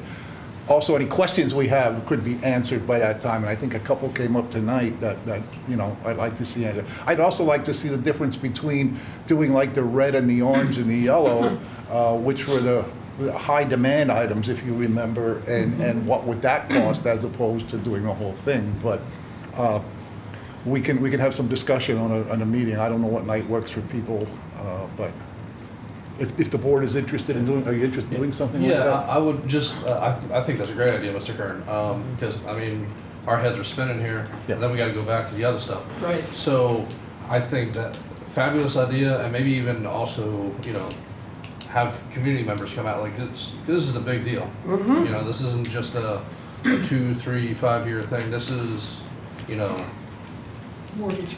yeah, this is big time stuff, and we need community input and support on it. You know, so obviously we're gonna have more questions as we digest through. Community might have some more questions. You know, I think allocating an evening to just this is a smart move. And also looking at the broader spectrum of things like contracts, you know, increased health costs, you know, what happens if our equipment breaks down, you know, okay, we're focusing on paying for this, but we got all this other stuff going on over here, just to make sure that we're looking at the whole picture. So if we're dedicating, you know, $500,000 here, okay, what doesn't $500,000 go somewhere else? And I understand the finances we're talking, but it's a huge thing to navigate for me personally. See, this is very easy for me to navigate because I've done it before and I've been Sure. around. But when you guys in the education committee start talking about your CFPs and DRLs and EDJ, that's where I go, you know, then I have no idea what you're talking about. So, touche. Well, I just want to we'll make trade sure, on you know, that we'll one. have pretty buildings. I just want to make sure that we're able to do the I things for understand. kids that we're really in business for. That's all I'm saying. Based on what Bob just said, I'm not calling it yet, but maybe the third Monday, since we do Monday nights, I see people grinching. I don't know, is that a good night? You know, I know everybody has things on different nights, you know, and I'm just, There's no such thing as a good night, especially as the spring comes, Well- so just pick one. and- Pick one, and if you can make it, you make it. But let's think about the third Monday, and if you can get back to me if that doesn't work for you or whatever, and we'll see if we can at least get a majority of the board together for Third that. Monday of this month? What's that? Third Monday of this month? Yes, yes. Not next Monday, the following Monday. Okay. Okay, thanks, Bob. Thank you. Okay, so just know I need to make sure that the outside teams can join us as well. I need to reach out to Alloy 5 and see if they can be here. Yes. That is a non-school day. That's a non-school day, yeah, Yeah, the district's closed that day. What's that? The district's closed because of the President Day holiday. Oh, It's a hard shutdown. Okay. Oh, that's Well, right, that won't that is work. President's Day weekend. Here we go. I know, and then, okay, well, fourth Monday, whatever that date is. Does that, 24th. let's look at that date then. Anything, 24th? How about the 5th one of February? that'll work real well. Yeah, that's exactly the night we have our next committee meeting, you know. I think that's January 27th, so let's tentatively look at that date. You mean February February 24th? 24th. February 24th. Oh, I'm in And in January. February. Duh. Yes, right, sorry about that. Come on. Okay, yeah. So we'll try to put all the pieces in place for that. You'll notice when we get to the Community Relations Committee tonight, it's the series of surveys that we want to share out with parents, guardians, employees, and the community.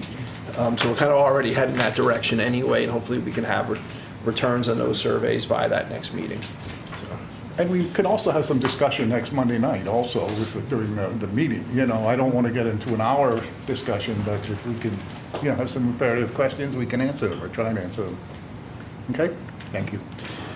Thank you for your presentation. Thank you. Thank you both. Thank you very much. Thank you very much. See you soon. Who's up next? I think it's me, right? Yep. Healthy Tools? All right, so Healthy Tools is the program that the nurses use in their offices to track the students' health and their height and their weight and all kinds of times that they've been seen in the nurse's office. So that is a 3-year contract that we normally sign into. It is up by July 1 of this year. So the nurses are recommending that we continue with that program again. Wanted to bring it up to the board because if the board and the committee here is in agreement with it, we want to put it on the board agenda Monday night for approval so that it can be part of the budget. They have a 3-tier system, so you can do a 1-year contract, a 2-year contract, or a 3-year contract. If you do a 1-year contract, it is $6,292 for that 1 year, or the 3-year contract is $12,977. So we normally do the 3-year contract because you get a lot more years for a lot less money. The increase over from the last 3 years that we did it is $67.50 a building a year. So it's not a huge increase. So we're just looking at, okay from the board that we can put that to the board agenda and move it forward. Okay? Thank you. All right, we will get that on the agenda. The last thing I have is recently I went out with an RFP for requests for insurance brokers for the district. We have been with the current provider that we've had for over 30 years. I sent out an RFP. We were looking now for basically a fee for services versus them getting a percentage of commissions based on our insurance plans. I had 4 people that sent us information back, responded to our RFP. I had 2 that were pretty much taken out of the situation. The one happens to be, the 2 that I'm looking at is, one is a new person that we've never dealt with before. The other one is the current provider that we currently are using. The one that is new received 2 points higher than the person that we currently have. But the 2 points were because when I created my rubric, they had only 1 school in Lehigh County and 2 schools in Northampton County, and the new company had 3 in Lehigh County. So they were just grading it based on in our county schools. The new company that came in is $2,700 more expensive than the current provider that we currently have. I think I'm recommending to the board that we stay with the current provider that we already have. They are less expensive. The points that were used, to me, aren't points to degrade it by. And on top of it, we've had multiple years with this company. They've done us very well in the past, very responsive. When the pipe burst at the high school, they were right on that for us. And anytime I need a certificate for insurance for, anybody that's doing baseball and softball going here or there, within 24 hours I have a response time. So they are very, very good to us. And I did my due diligence. I went out to see what I could get, and I think they're already doing us very well. So I'd like to stay with them. The second company, do they provide dividends? Because we always got a dividend check from our current. Correct, and that depends on who they provide, because the dividend check comes from Utica. So if they would go out with Utica, we probably would still, but they could come in with recommending a whole new insurance provider and not even use Utica anymore. And then then you would be looking at, okay, I'm saving this, but what I'm saving, is it the offset to what I was getting from Utica in my dividend check? So, yeah. Exactly. I believe when we looked at them as well, our current provider is offering a 3-year fixed rate. Yes, they're offering a 3-year fixed rate, and the other ones were only a 1-year quote. So, yeah, so I got them to agree to a 3-year fixed rate also. So if the board is in agreement, I'm going to end up staying with Willis Towers Watson, and I will put them on the board agenda Monday evening for our broker again for insurance. Okay. I think that's it for me.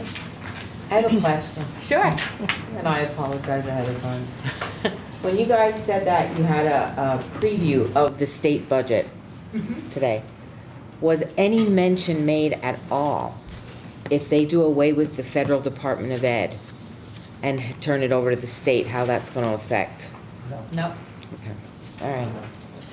He's solely just focused on what he's going to propose as it relates to public education in his budget presentation tomorrow. That will be, that should start at about 11 a.m. tomorrow if you're interested, and it's going to be on PSN. They're going to live stream it. So. Curious to see what they come up with. Yes, yeah. Anybody have any other questions for finance?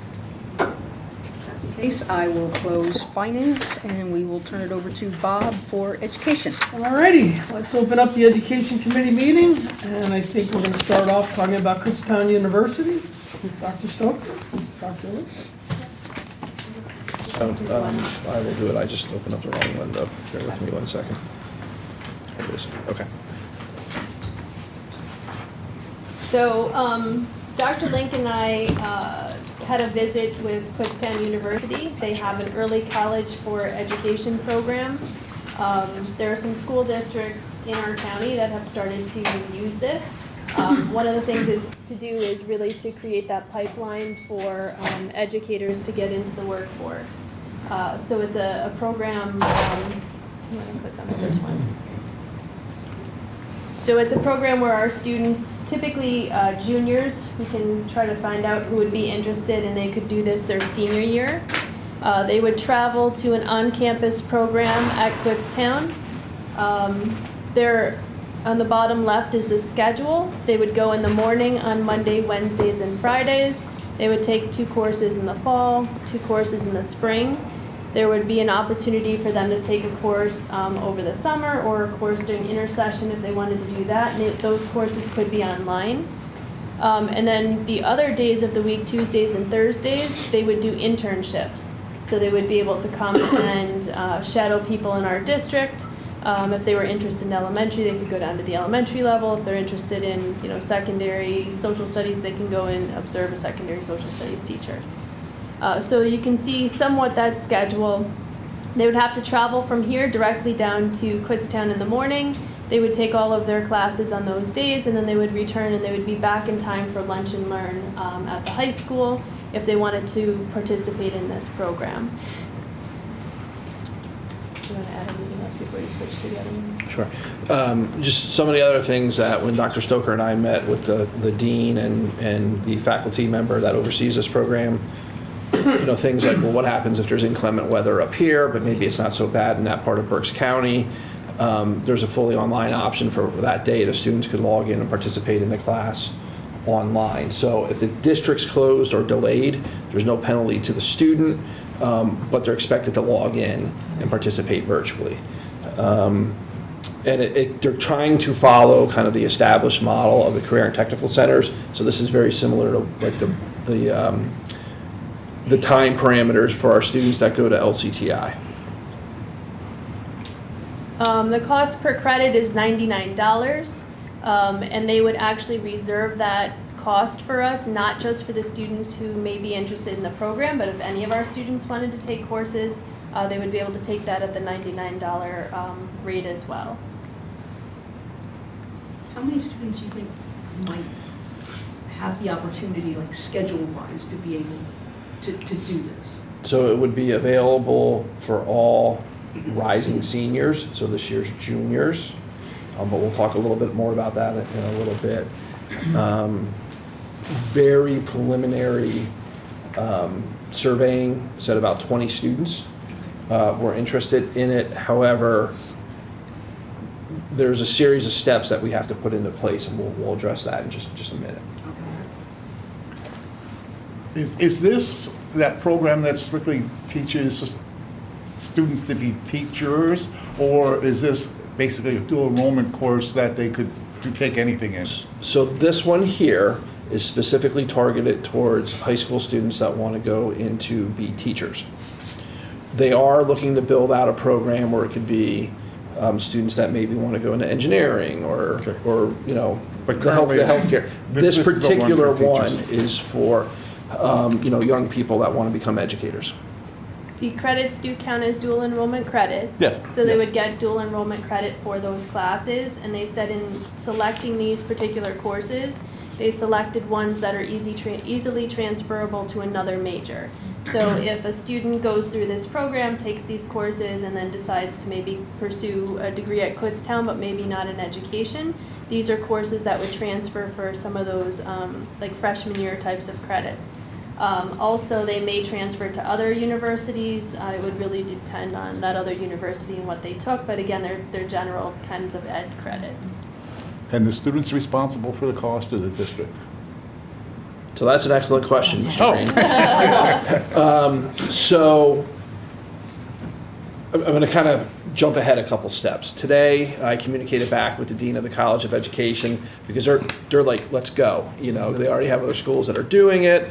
They reached out to us right before winter break, so we went down and met with them in early January. And the timeline to make it start for the fall, we are not comfortable with that, because we have to look at questions like, does the board want to support paying the cost is $99 a credit, each course is 3 credits, so that's 2 courses a semester times 2 semesters times, if 20 students actually do want to do it, you're looking at about $25,000 a year. That's a significant investment. There could be reasons that we absolutely want to do that. If we have students that want to become educators, and here we can say we're putting money into our current students to become educators and hopefully help fill the Pennsylvania teacher pipeline. So there's logic to that, but I'm not yet ready to recommend that we commit $25,000 for the fall. The first step would be that we would have to go approve an affiliation agreement. I would recommend that as the next step, a 5-year affiliation agreement. Us go through our budgetary process, continue to have our high school admin and school counselors meet with really, at this point, what would probably be this year's sophomores, to see if they're interested, and then look to actually go all in, whether it's funded through the students and their families, funded through the district, or a hybrid thereof for the 26-27 school year. So really, we want to, kind of put the concept in front of all of you this evening to see if it's something that you would like us to continue to explore over the course of the next year. Love the concept. I think it's fantastic giving kids opportunities. I'm trying to wrap my head around cost because, we send students to LCTI, it's paid for. This is another opportunity. Now, logistics as far as liability. If the school district is paying for the credits, are we then liable for transportation? And if not, if students that's a long drive for a senior, as far as I'm concerned. You 3 times a week, to and fro, a lot of bad things can happen. What is the liability to the district as far as, something tragic happening? Those are my major concerns. And what if we have a kid who can't afford or has the means of transportation but would love to be part of this program? Now, how do we deal with that? And, when you're looking at equal education for all, boy, I would hate to say that somebody who isn't financially capable of doing this would preclude them from participating in what I think is great. When I was an educator, I didn't find out about education until my senior year in college when I was doing student teaching. And you go, this is what it's all about? I spent my whole life, or my whole early adult life preparing for a career, and we waited till the last semester of my senior year to see if this is what I like. I love the fact that we're getting them in there prior. I think it's an awesome program. Just to wrap my head around a little bit of this stuff, back when my daughter went to school, she went into classes with LCC. And as a parent, I had to pay for it, and then if she got at least above a C average, we would be reimbursed. And I think then our costs were just for any materials and stuff. So I would wonder if there would be some kind of criteria like that maybe, or even just if a child really wants to pursue something like this, and guidance counselors can narrow it down to those select few that are really going to do well and be successful, that the parents would then be responsible to pay for those credits. I mean, it's a lot cheaper than paying for them, at a university. So, I just myself paid $250 for my daughter to get a class credited. So, I think some parents who are looking at the cost of a university 4-year college might be like, hey, this is a no-brainer. I'll pay $300 or whatever. So one of the reasons we wanted to take it easy and take it slowly is because the affiliation agreement that we would have with them, we have to determine if we're paying or if the family is paying. That's what the affiliation agreement comes down to.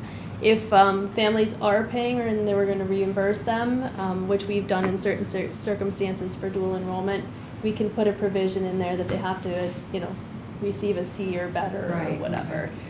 There have been also times when we've paid for dual enrollment courses when we've had grants. There are some dual enrollment grants out there, but they're right now at the higher ed level. There's none right now that we can apply for, but I'm always looking for those opportunities.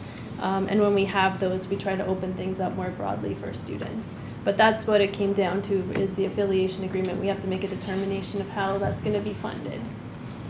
I'm right there with Mrs. Snyder. I mean, and Mr. Kern, like, I think this is great. I mean, really, this is the reason why we're here. You know, give these students some opportunities they might not normally get. So, but also maybe the whole reimbursement thing, if they get a grade higher than a C, you know, gives them some motivation for accomplishing what they're supposed to be doing. I think that's a great idea. I should know this, but I don't.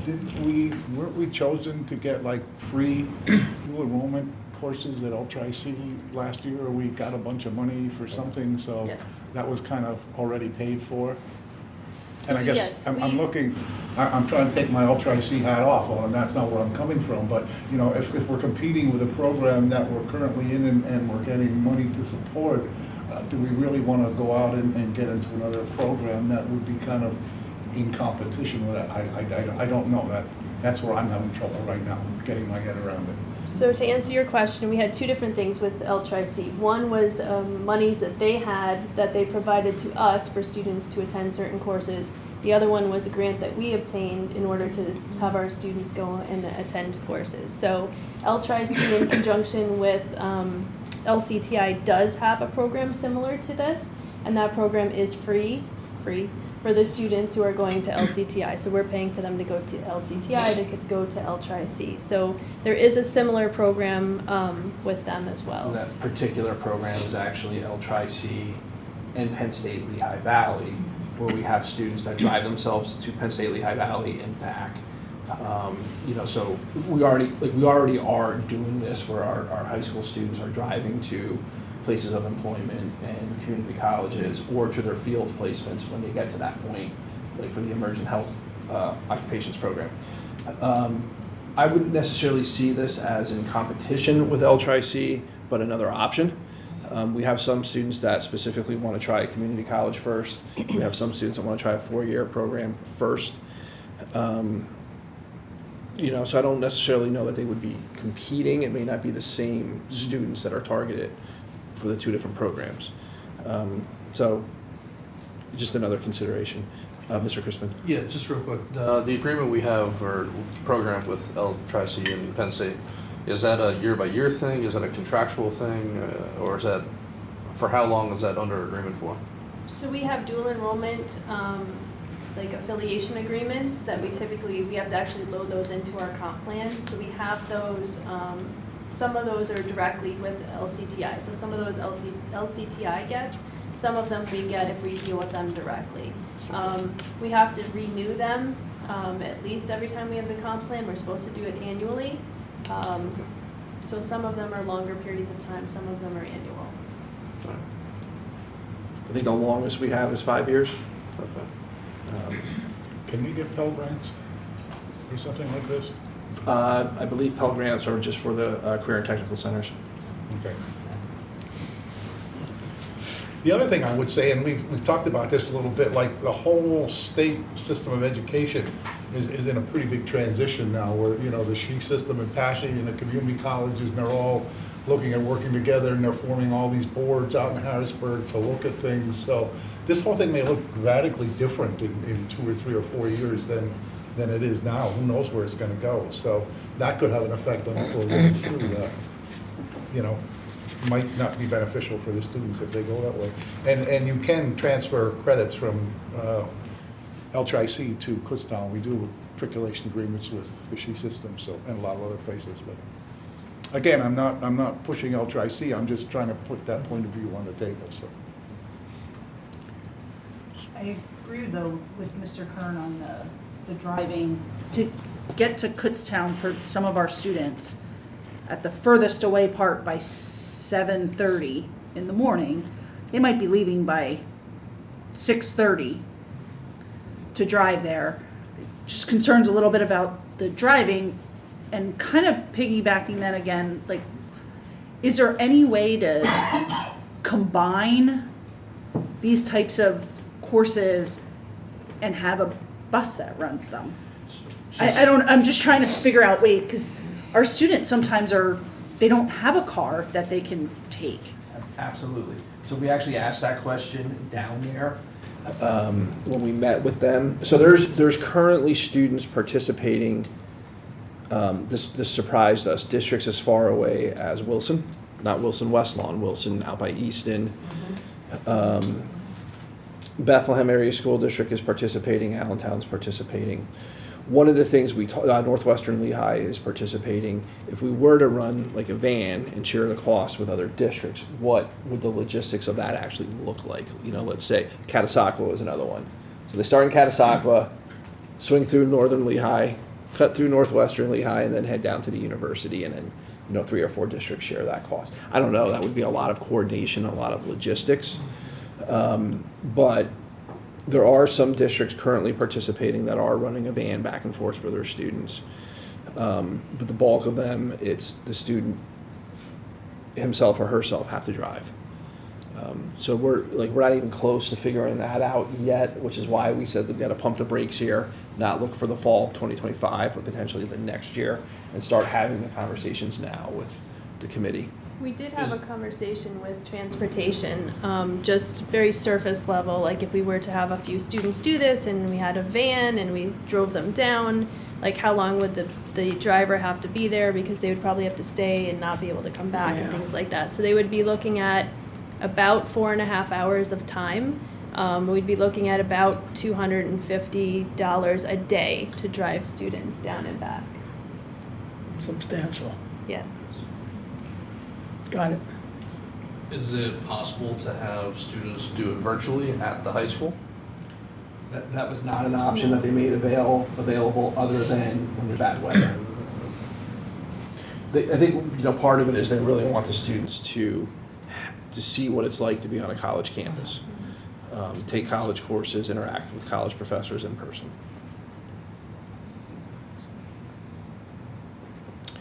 So I don't know that we need to necessarily have direction this evening. We did want to bring it out in front of you. There was information in it in last week's board packet. We did notify the dean and her colleague out there that we're not going to move forward this year. We'll probably circle back to you and say, is this an affiliation agreement that you would like us to move forward with? We can try to get more numbers for you, maybe narrow down the number of students that would actually want to participate, and then what the cost would be for the district if they would want to either fund it or subsidize it in any way. Okay. So this is something you'll bring back to us later? Yes. Mm-hmm. Yep. Everybody okay? Yep. All right, any questions? We're good? All right, thank you, everyone. Comprehensive planning? Do you mind if I Nope, I'm project gonna just so I have give the- you the controls. Thank you. You're welcome.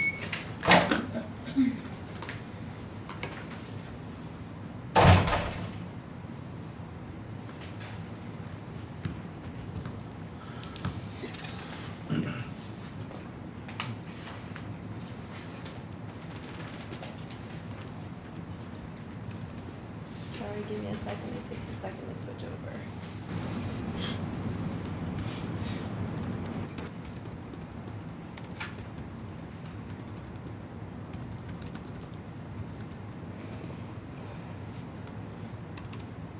Okay, so we are continuing with the comprehensive planning process. We've brought a couple of the sub-plans already to committee for approval, and they are up on our website for the public review period of 28 days. They've been up there longer than that, but they at least have to be up there for 28 days. So tonight we have the induction plan, professional development plan. We'll talk about the academic standards and assessment, and then the overall comprehensive plan. Those are the remaining components that we have to finalize, and then we will bring it back to the, so we'll post it after tonight's discussion for the 28-day period. We'll bring it back for board approval at the March board meeting. It'll be on the agenda, and then we have to submit everything, all the overall comp plan and all the components by March 31st to the to PDE for them to take a look at. So tonight I just want to run through all of the different components we have remaining, and then some of the changes that we've made and why we've made those changes. So up on the screen you'll see the induction plan. This plan runs from 2025 through 2031. The induction plan we had currently could have continued. It's not something we had to redo because of the timeline, but we did have to redo it because induction in Pennsylvania as of 24-25 is now a 2-year process. So our induction plan just did not make sense under those new guidelines. So we are redoing the entire plan to update for that. So our first changes come on page 3. So underneath the goals and objectives of the induction program, we added a few additional ones in here after having conversations with some of our new teachers who are currently in the induction program. We've also talked with some of their mentors or helping teachers as well. We included encouraging inductees to use student data and assessments to drive their teaching practices and support effective classroom differentiation, and ensuring inductees are equipped to meet the needs of diverse student populations, promoting inclusive teaching practices. And these are 2 things that follow with the state and some of the practices that we've also been doing in the district. Any chance you can blow it up just a little bit? Sure. Thank you. Thank you. Good? Yeah. Okay. On page 4, so we have 2 groups that come through. We have inductees who've never been in teaching and have not done the state required induction program. And then we have new faculty who may have taught in another district or had other experiences in maybe a non-public school and have come into the district. Maybe they have already been inducted in some way, shape, or form. So it becomes difficult to try to explain sometimes to those 2 different groups which days they need to be here and what they need to accomplish. So in these 2 charts, you'll see that all of our new teachers, whether they're new to the profession or they're just new to our district, go through an orientation. And then teachers who are inductees on Tuesday and Wednesday will go for year 1 inductees in their first year to CLIU 21, and they'll work with them for those 2 days. We actually are going to house that again on our campus this year. We provided space to CLIU last year, and they want to do it again and partner with us for this year. In year 2 for inductees, they would then select one of the 3 days to attend at Northern Lehigh, and then that last day, that Thursday of that new teacher week, would be for year 2 inductees. The reason they changed this, with orientation on Monday, Tuesday and Wednesday for year 1 teachers, and then Thursday for year 2, is so if somebody starts in the middle of the year and they're not able to start in August and go through the induction process, what they can do is they can kind of catch up. They can get all 3 of those days and our orientation and be on track. And then in year 3, as per our collective bargaining agreement, there is one more day that they would need to be on campus to set up their classrooms, work on curriculum, PD, and we also have that Thursday of New Teacher Week is the EdCom Summit at Whitehall. And so that's an opportunity for the new teacher to receive professional development from a collaborative group of educators from many districts. I think last year there were 6 districts that were represented. And then you'll see faculty who are new to the district but not necessarily new to the profession. They work on campus with their helping teacher, receive professional development, get ready just to start the school year. Further down on page 5, inductees will receive a helping teacher for 2 years, so we put that information in here. It is a little bit different how we assign those. For some teachers, that's a helping teacher they'll have for 2 years. Sometimes we have teachers that go between 2 buildings, so we'll give them a helping teacher maybe in, let's say, the high school 1 year and maybe in the middle school the other year. Or maybe we have somebody that, for instance, our new music teacher. She was the only music teacher at the secondary level, so her helping teacher would be the music teacher at the elementary level, but then we may give her a secondary support the following year. So we look at what is best to help support that teacher.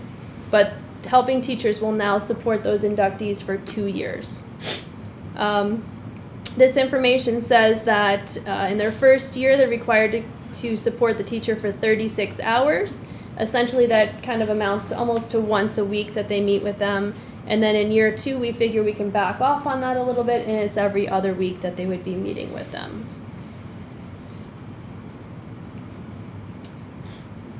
Again, helping teachers, this is just charts of how they would support the new teacher. They're required to come to orientation halfway through the day, and then on Tuesday they would go with a brand new teacher to CLIU 21. In the past, they used to have to go for part of the day during year 2. The IU has changed that, and they're not making the mentors or helping teachers attend with the new teacher. One of the pieces of feedback that we had from new teachers is that they really like meeting with their principals monthly, but there are also some additional administrators that they may want to meet with. For instance, maybe they have questions about building and grounds. Maybe they have questions about curriculum. Maybe they want to do something with food service. So is there an opportunity to meet with those people as well, but maybe do that in place of meeting with the principal for that particular month? So these are all of the administrators that they may want to meet with. So we included all of them in here with their titles. There's been some title changes. On the top of this, we talked a little bit about EdCom Summit at Whitehall-Copley School District. So this is just the reference that that's an opportunity for them to attend as part of the PD as well. Next is a list of the district orientation topics. So these are all of the different departments that present. All of the district office administrators present to the new group of faculty coming in. These are just all of those topics that we cover. Later on is school-specific orientation topics. So this has been updated to include some of the things that our principals would cover.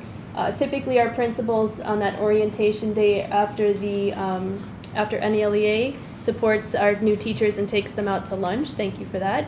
Then they come back and they, in our school buildings, meet with the principals. They get a tour of the building, and then these are some of the areas that they cover. Also, our SPOs are involved in helping them feel safe and secure in their classrooms. On the bottom are a breakdown of topics that we would cover during the induction program, and then throughout the school year, just how we would support them in the professional development topics that we would cover.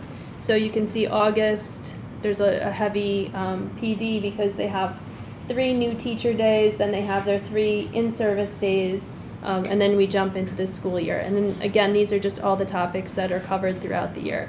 Some of these are done asynchronously, some of them are done through direct professional development.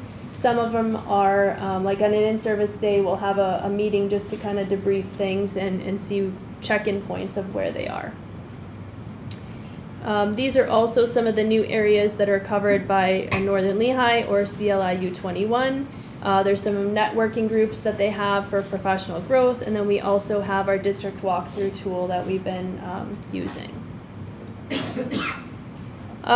Weekly meetings, these have changed again. There were 36 meetings that needed to occur during year 1. Those will continue to occur, but now that it's a 2-year induction period, during year 2 we'll have 18 meetings, so that would be an every other year, or every other week, meeting with the helping teacher. The monthly meetings were 9 meetings during the first year, and now we've cut that in about half, 4 or 5 meetings for their second year. Again, some of those can be with the principal, but then also with other administrators as needed. And it would be up to the inductee to schedule those meetings and reach out to those administrators. School community activities. In the past, they had to attend 6 activities. For instance, go to a basketball game, go see the play, whatever that happens to be. We cut that down to 4 for the first year and figured if they do 1 quarterly that would be sufficient. But then we also did it in year 2, again, to attend 1 activity each quarter on average. Professional development was a requirement of 8 hours overall. We split that into 2 years and did 4 hours for the first year, 4 hours for the second year.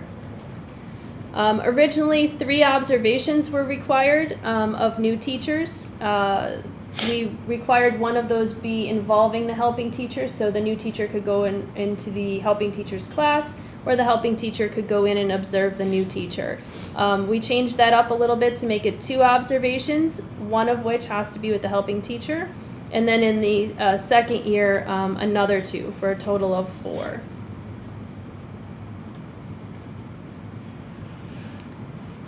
Right now, the way that the program worked before it went to 2 years is each inductee had to turn in like a binder of all of the work that they did and everything that they collected, and we would read through that, make sure that they met all of the requirements, and then we would give them their certificate once we heard back from CLIU 21 that they met those requirements as well.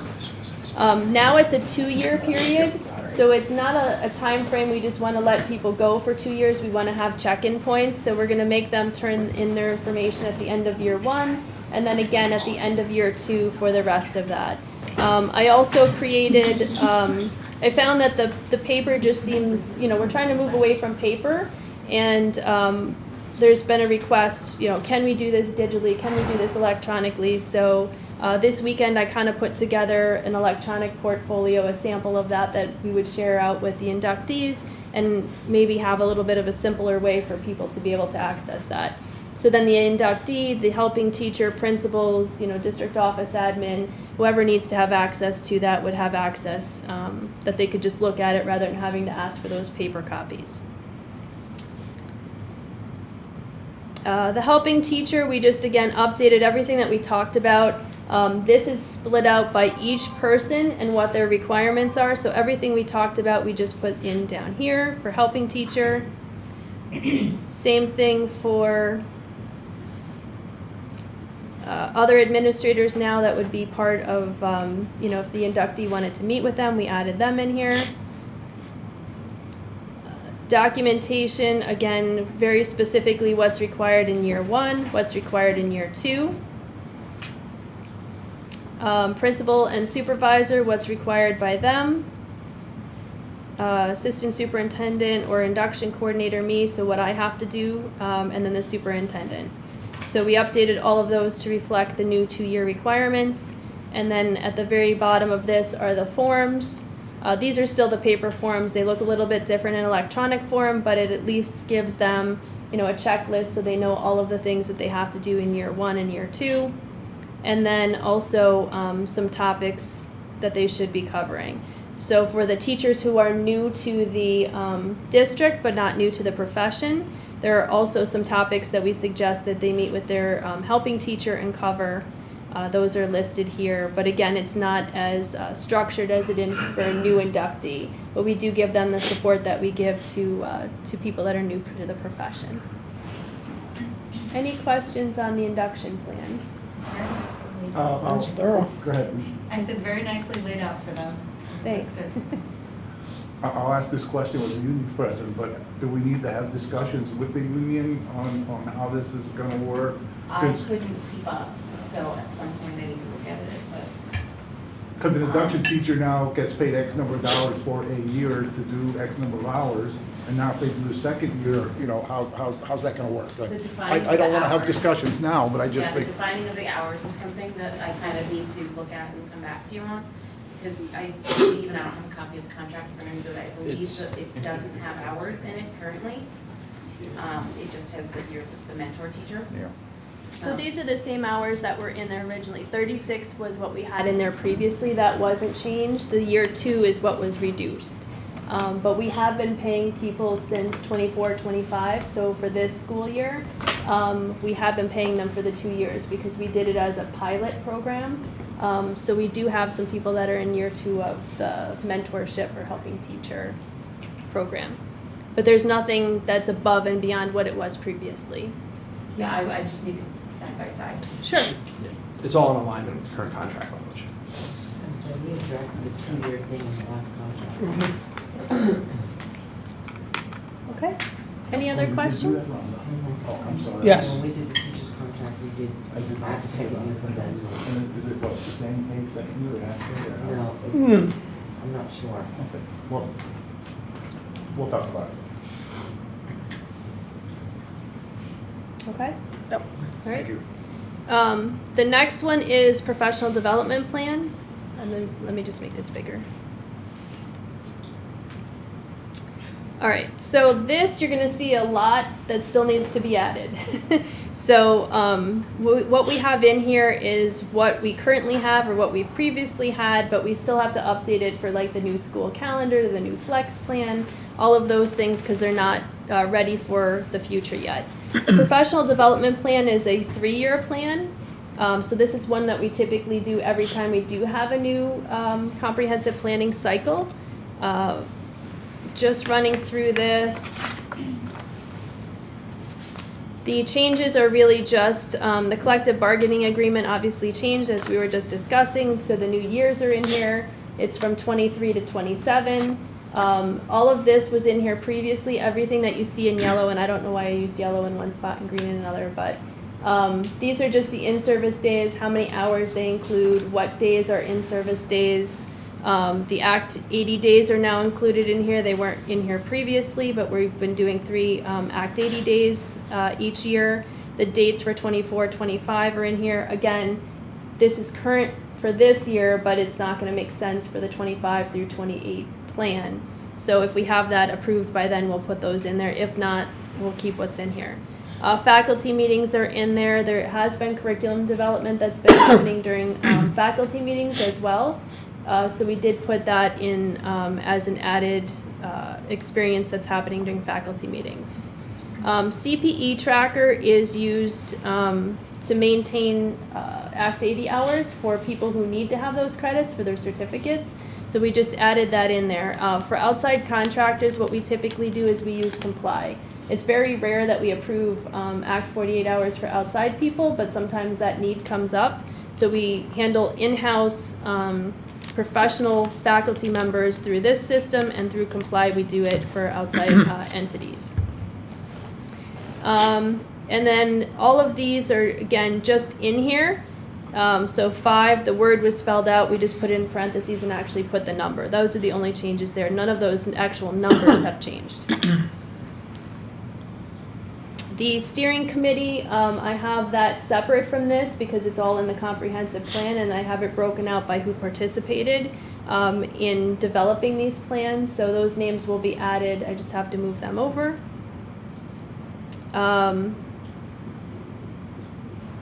We changed through policy revisions, conferences, or workshops. So if somebody goes out to a conference, in the past it was anything that was reimbursable over $100 to the employee, or if they stayed overnight, even if there was no cost to it.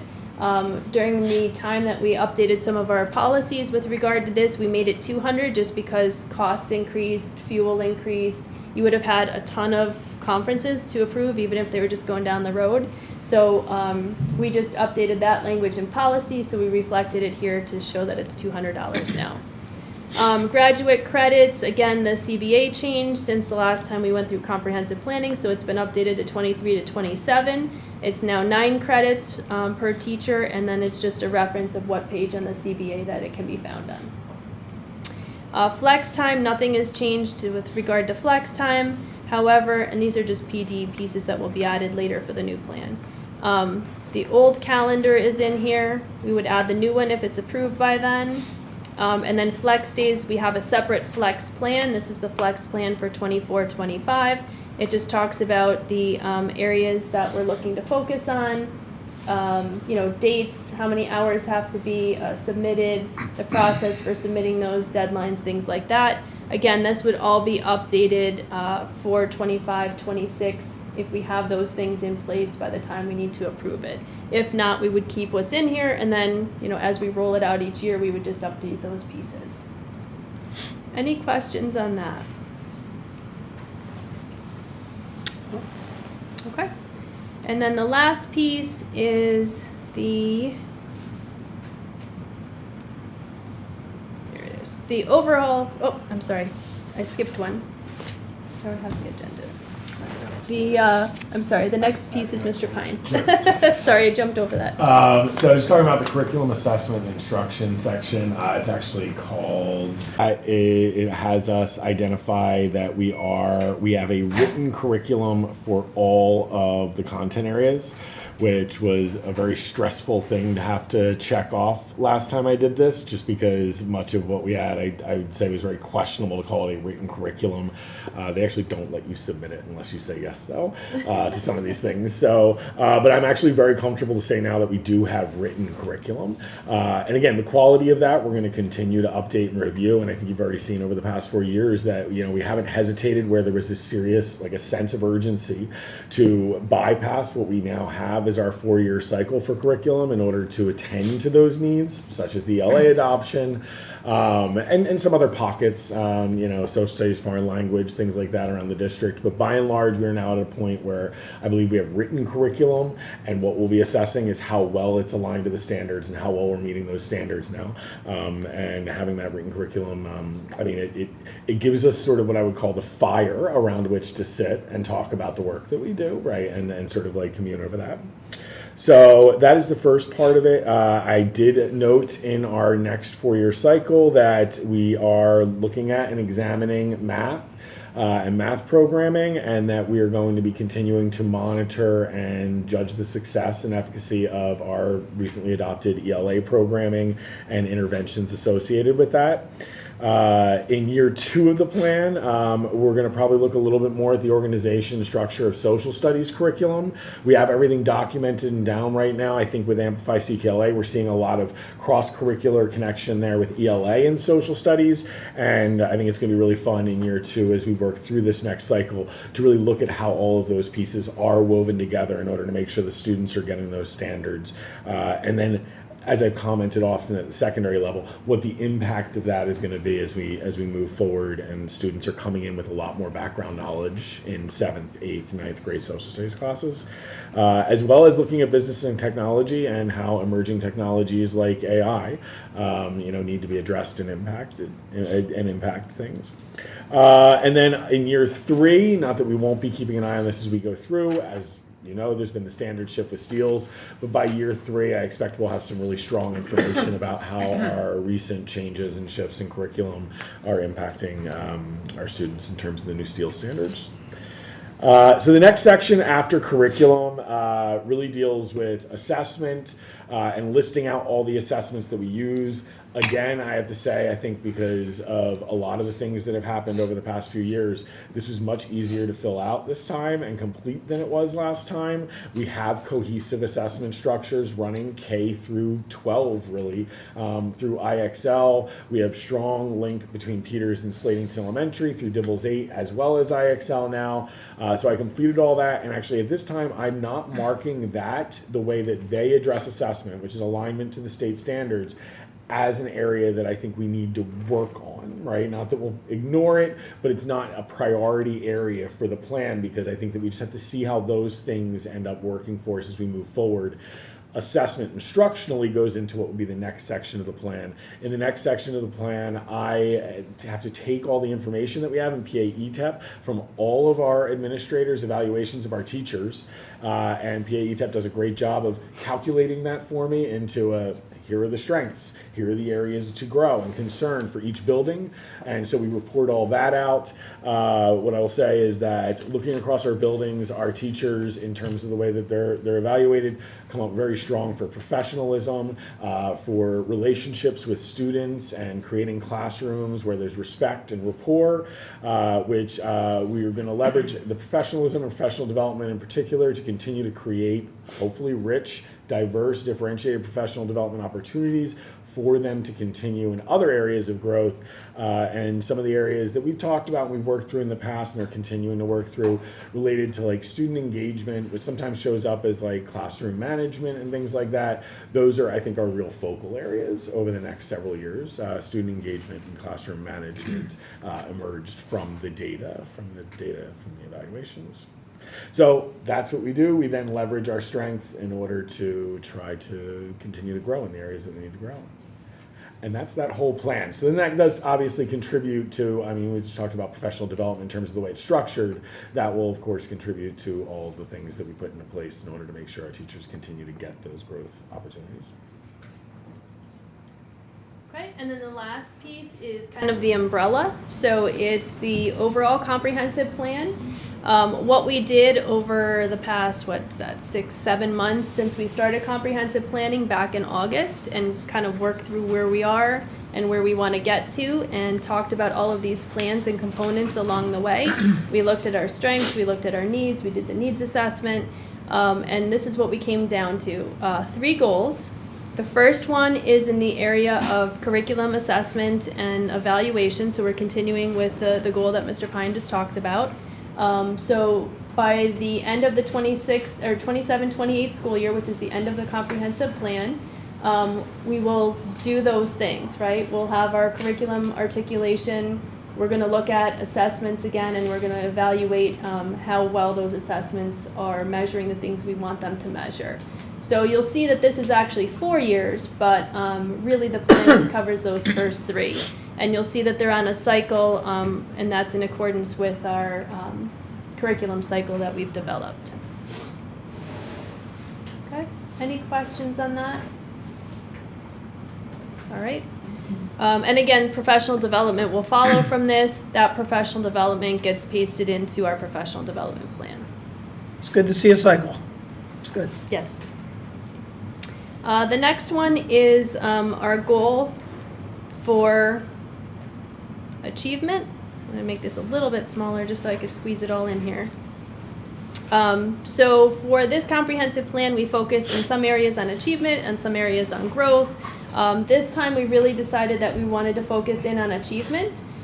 So we talked with stakeholders across the district through all of the comprehensive planning meetings that we had, also with the principals about their building and where they may want to focus the areas and what they may want to target.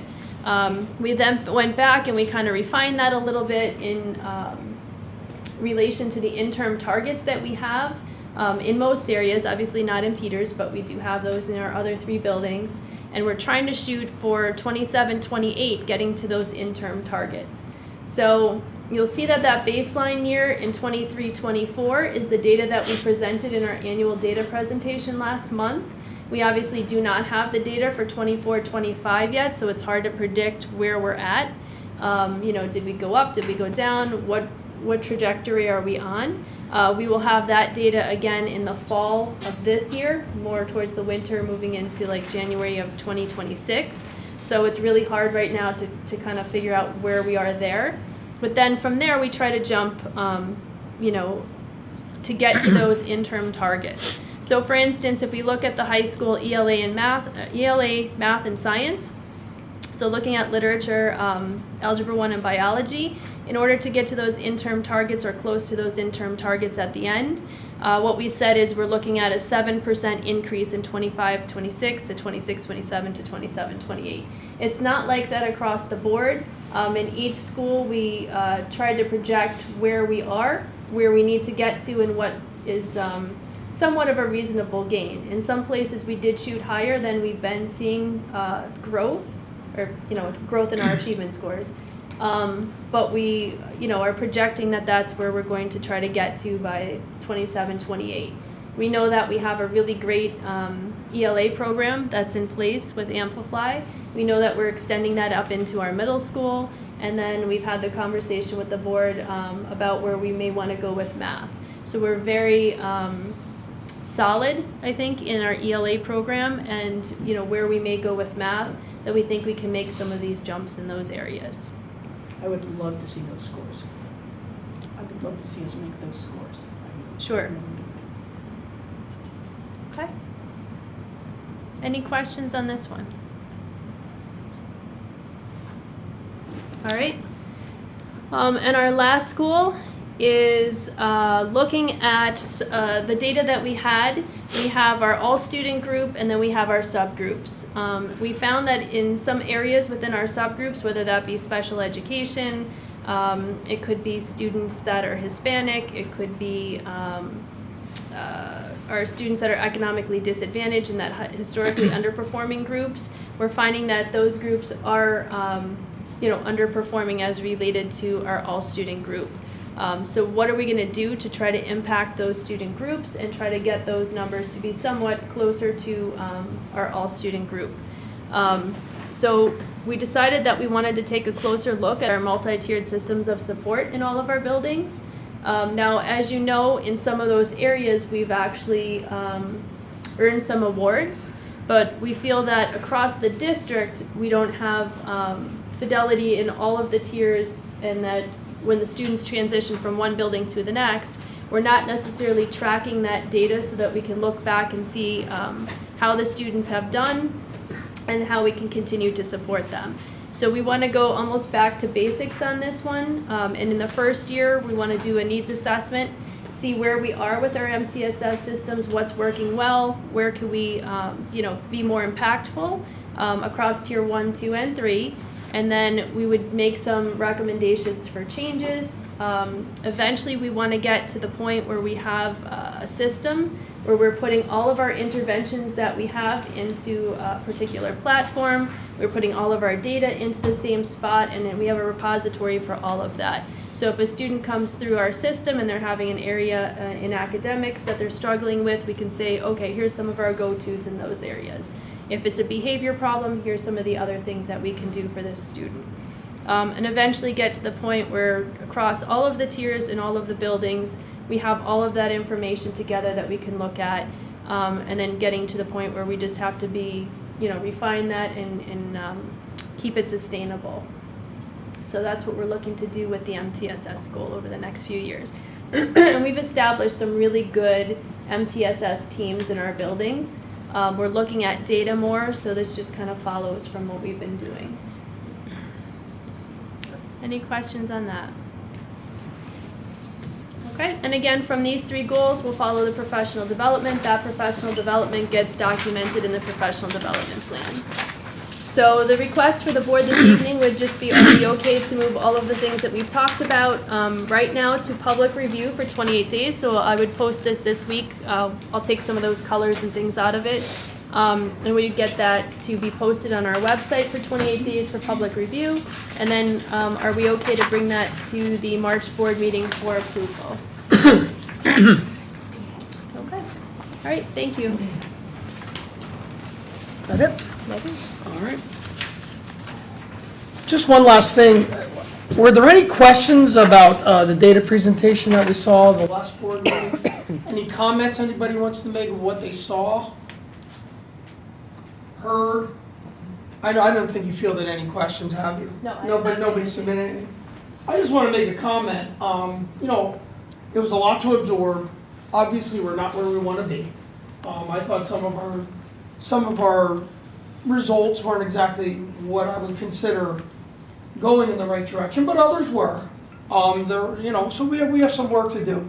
But I just want to take this time to commend, the work that our teachers are doing to rewrite curriculum.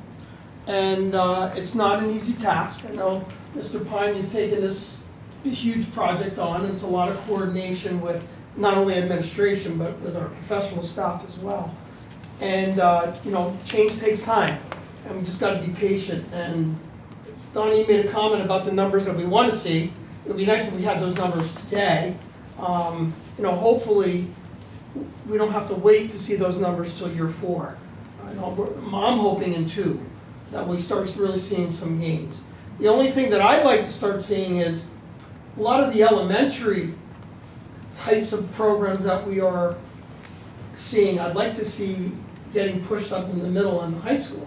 When we're talking about collaboration between, our English language program and our social studies program, because they are so tightly entwined, we're using expertise from both ends, to not in a team teaching approach, but at least a coordination of efforts. Where I know when I was middle school principal, we did it all the time, where we collaborated. Our ELA teachers and our social studies teachers were collaborating all the time. And we were all on the same page as far as, what we're looking for as far as when we're grading essays and writing assignments, that everybody is doing it the same way, in the same procedure.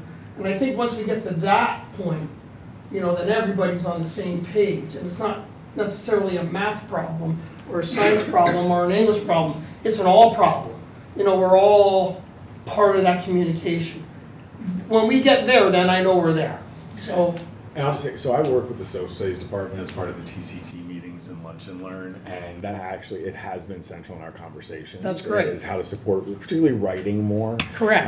And get more writing into the work that they're doing and things like that. And when I say that, I mean very much brought into the conversation by them, even as we've been looking at what they're doing curricularly and what they might want to do in the future. So. Yeah, those are things that we don't see as a board, you know, that I wouldn't necessarily see, you know, it's good to hear that. Yeah, I would but just I think continuing, definitely. Yeah. I just want to recognize the principals too for the work that they're doing in their buildings to lead that. Oh, I agree. I said administrators for sure, and I meant Yeah. them as well. Yep. So, I mean, on the Act 80 days, they're really doing a phenomenal job of diving into that data. They have data teams in their buildings that meet separately besides that. Right. So, you know, they are really leading that work at the ground level in each of the buildings. So, you know, some of the gains that we're seeing are because of that work that's being done. And I know we all want to see our scores, you know, take off. Hopefully we can get there, but those incremental gains or those, you know, jumps that we're having, we're very happy with, and I think we have some things in place now, system-wise, to get us to those sustainable results. Yeah, it's not just necessarily the scores on a standardized test, but it's a reflection of what our curriculum is actually doing. And that's where I'm at. You know, if our scores are low, our curriculum's missing something. Or we're not delivering it the right way, which involves professional development. So it's all intertwined in one big ball. My point, I'm trying to, at least in my role as the education chairperson, is to say to the board, a lot of work is being done. And I think our investment as a board has been stellar as well. You know, approving programs, whether they're good or bad. We don't know till we actually, you know, put them out there and work them. And it might take some years to see any fruition, but you know, even with the technology and the commitment we made, you know, with the one-to-one program. So I think we're going in the right direction is what I'm saying. It's just going to take some time, and kudos to everybody involved. So thank you. I guess we'll close the education committee meeting. The reason why we're here. Excuse me. All right, so we're going to open up the curriculum committee meeting, and I'm going to pass it over to Mr. Okay, thank you, Senator. So just on that note, I mean, I just want to again thank the school board for all the support that we've had over the past couple of years in updating programs. We're going to talk a little bit at the beginning of this about CKLA and ELA, and just kind of a bit of an update about that, but then we also, towards the tail end of the meeting there, before we get to the program of studies, and I want to talk a little bit about math as well. And I really do think that the investment that's being made in some of these programs, as well as professional development for our teachers to get the training they need to make some of the shifts and transitions, I do think it's going to pay off. So let me start this though. I did want to share just with CKLA implementation update. We did have an intervention coaching day, so we are continuing to invest in that professional development for our teachers. This was for our interventionists. And so just to give you some background, I know I've put it in the updates. We've had some, I guess, concerns and questions come up about the way that the program is forming groups and then some of the assignments that we're getting. And to the credit of our teachers, I mean, they're doing an amazing job of staying the course while also remaining critical, which is exactly what we want, right? For them to be continuing to look at it and question these changes that we've made, are they the changes we need to make?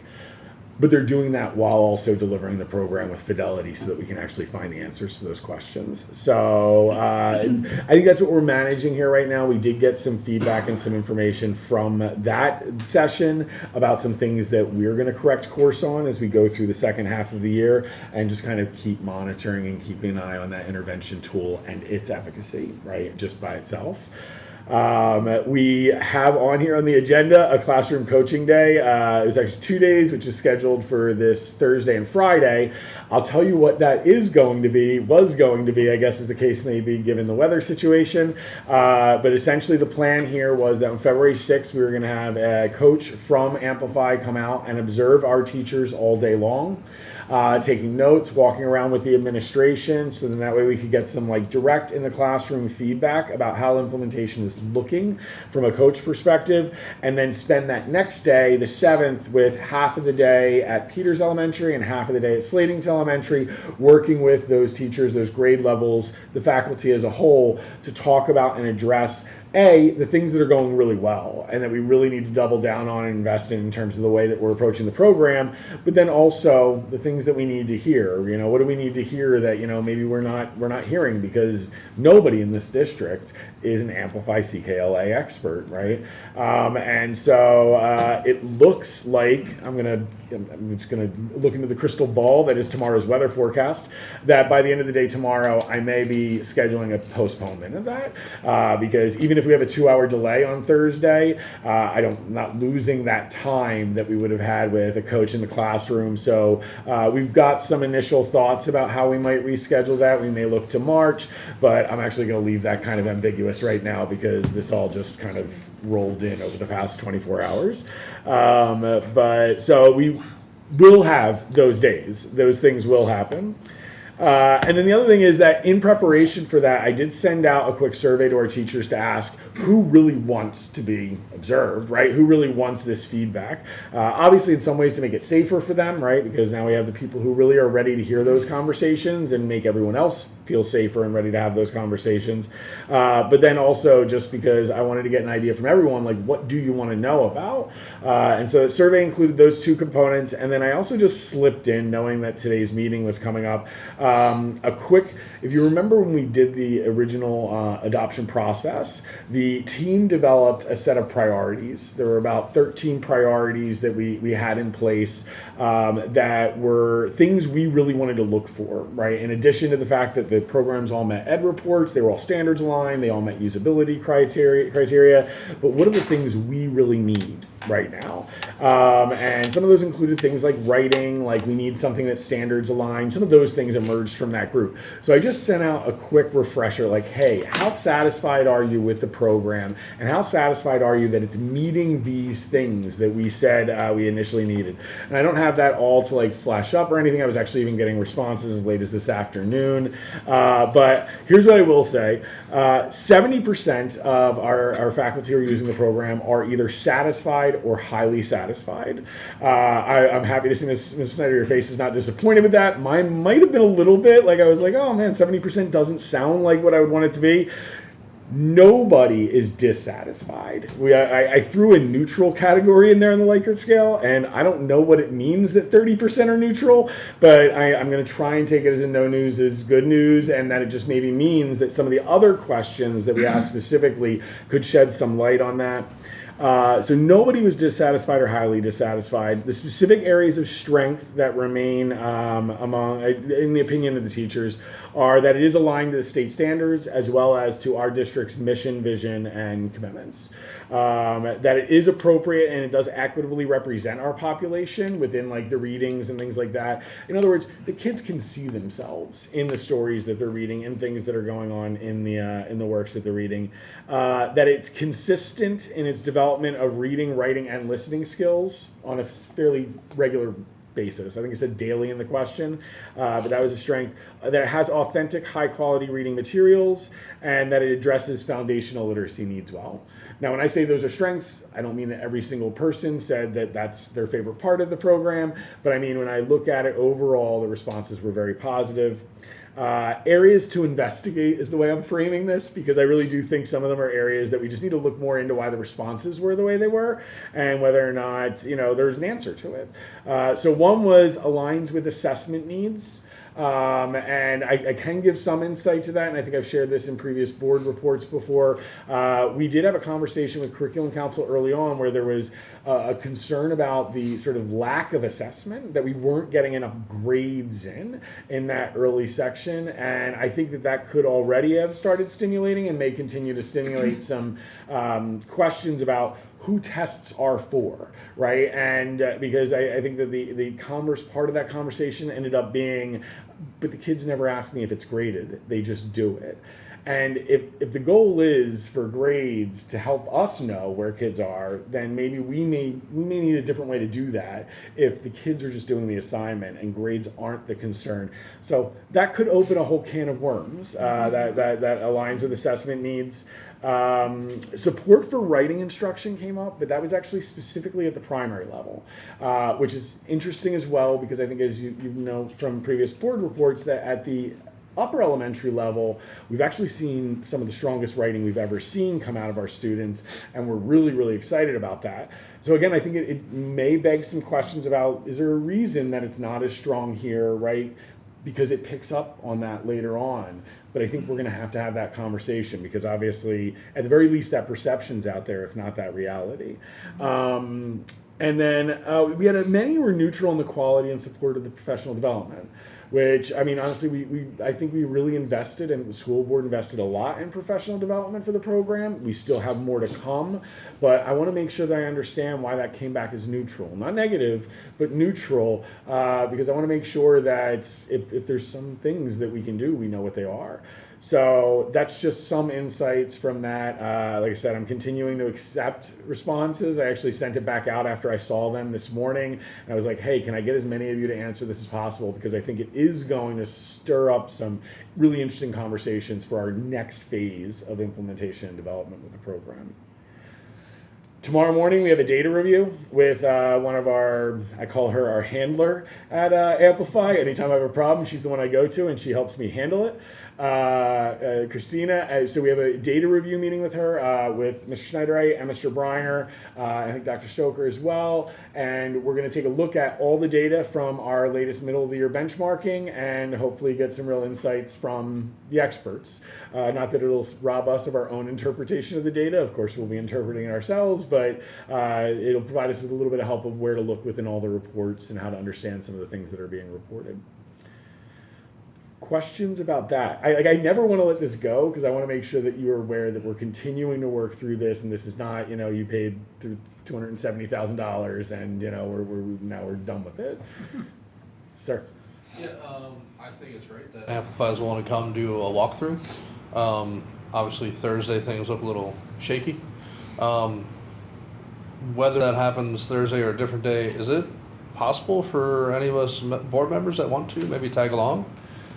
Or is that too much? But let me think about it, because let me think about how many people will be in the room and like how it actually ends up being structured. So right now we've worked through a few different plans, some of which would actually allow like some of the other teachers to push into that room.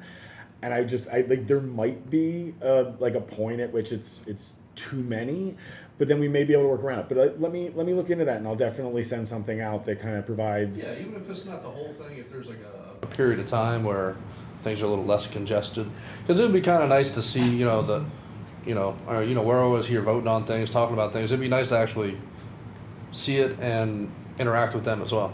Well, yeah, I was gonna say, actually, in addition to that, even if that's a challenge, I mean, just like with the Lunch and Learn, I don't want to be speaking out of turn here. I mean, I think that either the principals would love it. I mean, if you want to come in and just see lessons, right? I mean, we can make sure that we know who's teaching at those given times, teaching a reading class. Make sure you could see the skills lessons or the knowledge lessons. Like, I don't want to say open invitation, but I mean, like, but I think that we could certainly organize something in order to make sure that could happen. We did talk about just like Lunch and Learn, having some dates that maybe you can come through and see what the Amplify program looks like at the elementaries.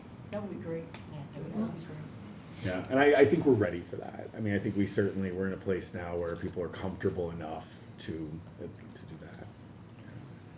Can I say something about the 70%? I didn't see your face, but he made a comment about it. I think the fact that 70% are satisfied or highly satisfied and not one person was dissatisfied is fantastic. Neutral to me, because anytime you implement a new program, it is hard. It is a lot of work. It is going to be the hardest it ever will be to do that program, because you're learning it all new. But the fact that nobody yet has identified that they're dissatisfied that it's doing what it's supposed to do, even though it's hard. Neutral to me is okay. I'm pleased with that. The neutral on the 70%. Yeah. I'm satisfied. And I appreciate your updates on this program, because I had initially wasn't sure. I had heard feedback from outside sources, and there was an up and down on it. So I'm glad to hear 70% are satisfied, and it's definitely above 50%, so that's good. And I'm glad it's working, and I'm glad you're getting the coaching, and I'm really looking forward to it really getting better and better. Great. Yeah, and when I say that too, that was not meant to be like the teachers or to me, like what happened in that 30% that it got to a survey and they're feeling neutral about it. I mean, I haven't gotten a C since high school, so to see 70%, I was just like, I think again, like I want to find out why those things are there and figure out how we can remedy them. So if there's nothing else with that, the next thing that I have on here, and I know I've been putting this out in some updates as well, is I have put together, oh, sorry. Oh, yeah. Oh my gosh, it went off. Yeah.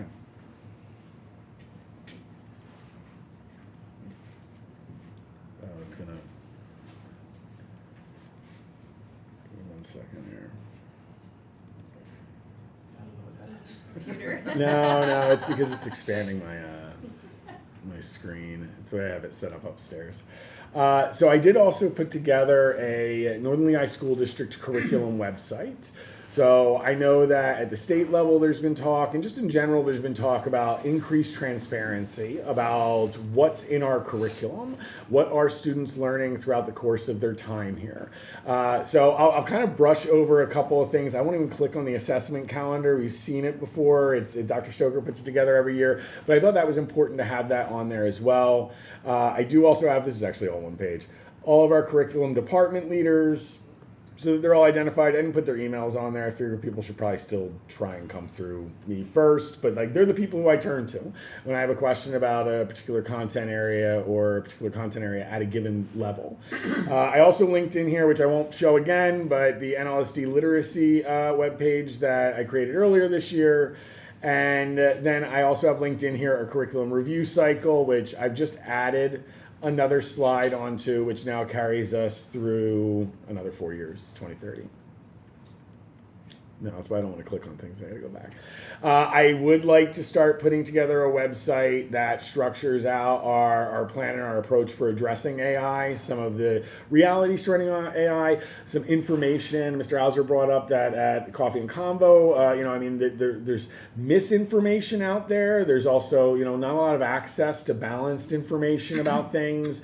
And then information that will inform conversation, right? Because it's very difficult for us to continue the conversation about where AI fits within the educational system, where it fits in with our managerial, administrative, and teaching practices, and how we find the right balances, right, throughout the course of that, of preparing our kids for a future where there's a tool out there that it's a world changer, right? I mean, I've likened it to the printing press, right? I mean, it's going to change the entire way that the world interacts with information, each other, and problem solving.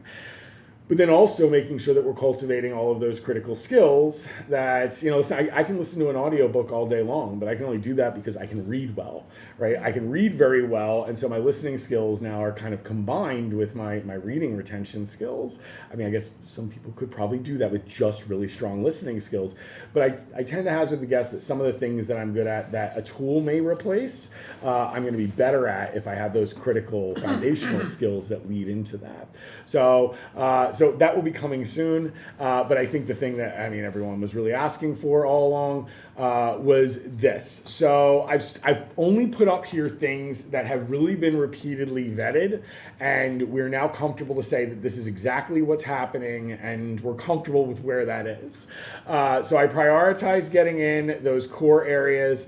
Secondary ELA is coming soon. They've really started honing in a lot on their common assessment practices, and so I think a lot of the curricular work, we're going to be ready to put that up there as well pretty soon. But I'm trying to make this look consistent so that we have each of these very legible for our parents. Oh, and now I'm going to not have, I can't see the screen well enough to boost it up there.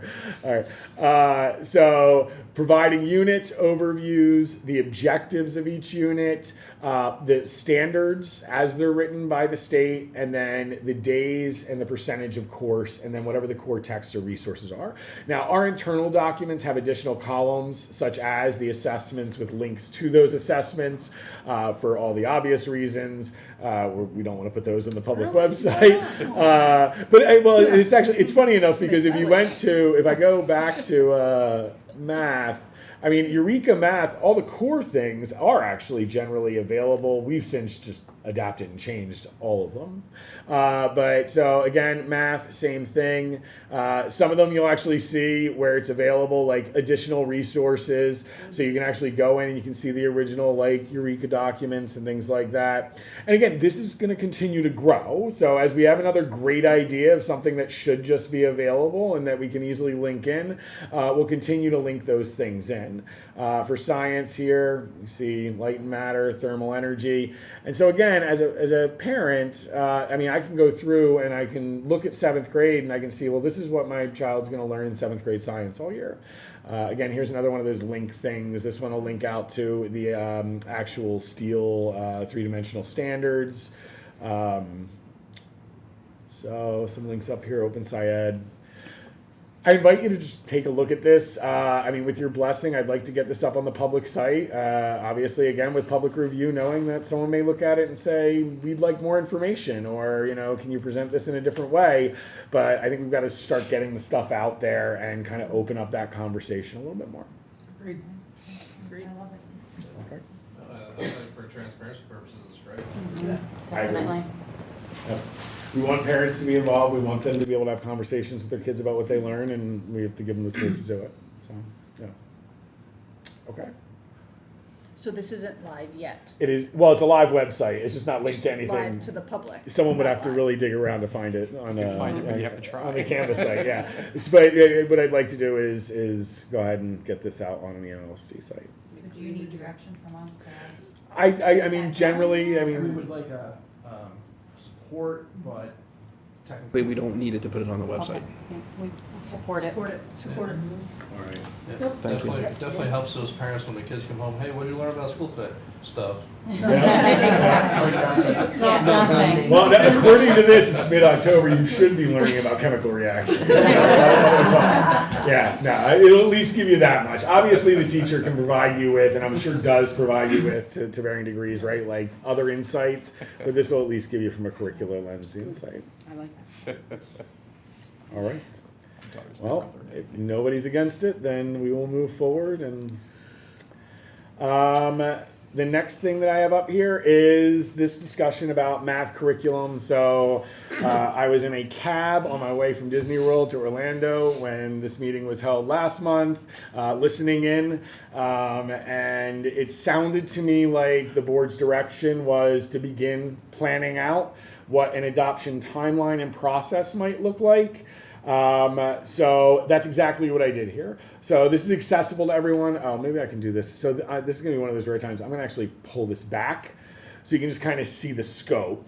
So this is very much plagiarized off of the structure and the plan that we used last year with the ELA program, only allowing for more time because last year we had that sort of sense of urgency of within the year addressing this, both because we knew we needed to address literacy, but also because we knew we needed to expend ESSER funds.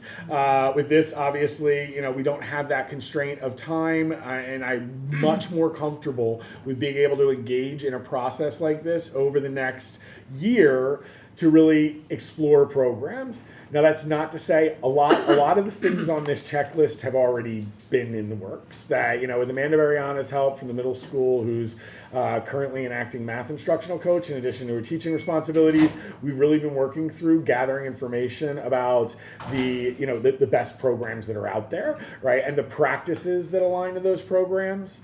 But essentially, if you look at this provides a timeline in two sort of formats here, visually with the Gantt chart. I don't know. I like visually just kind of seeing the race, right? But if you really just want to know times, just look down these two columns here. That'll give you a general start date and end date for each of those steps as I currently have it planned. I don't expect that to change very much. I think this is all a very attainable timeline.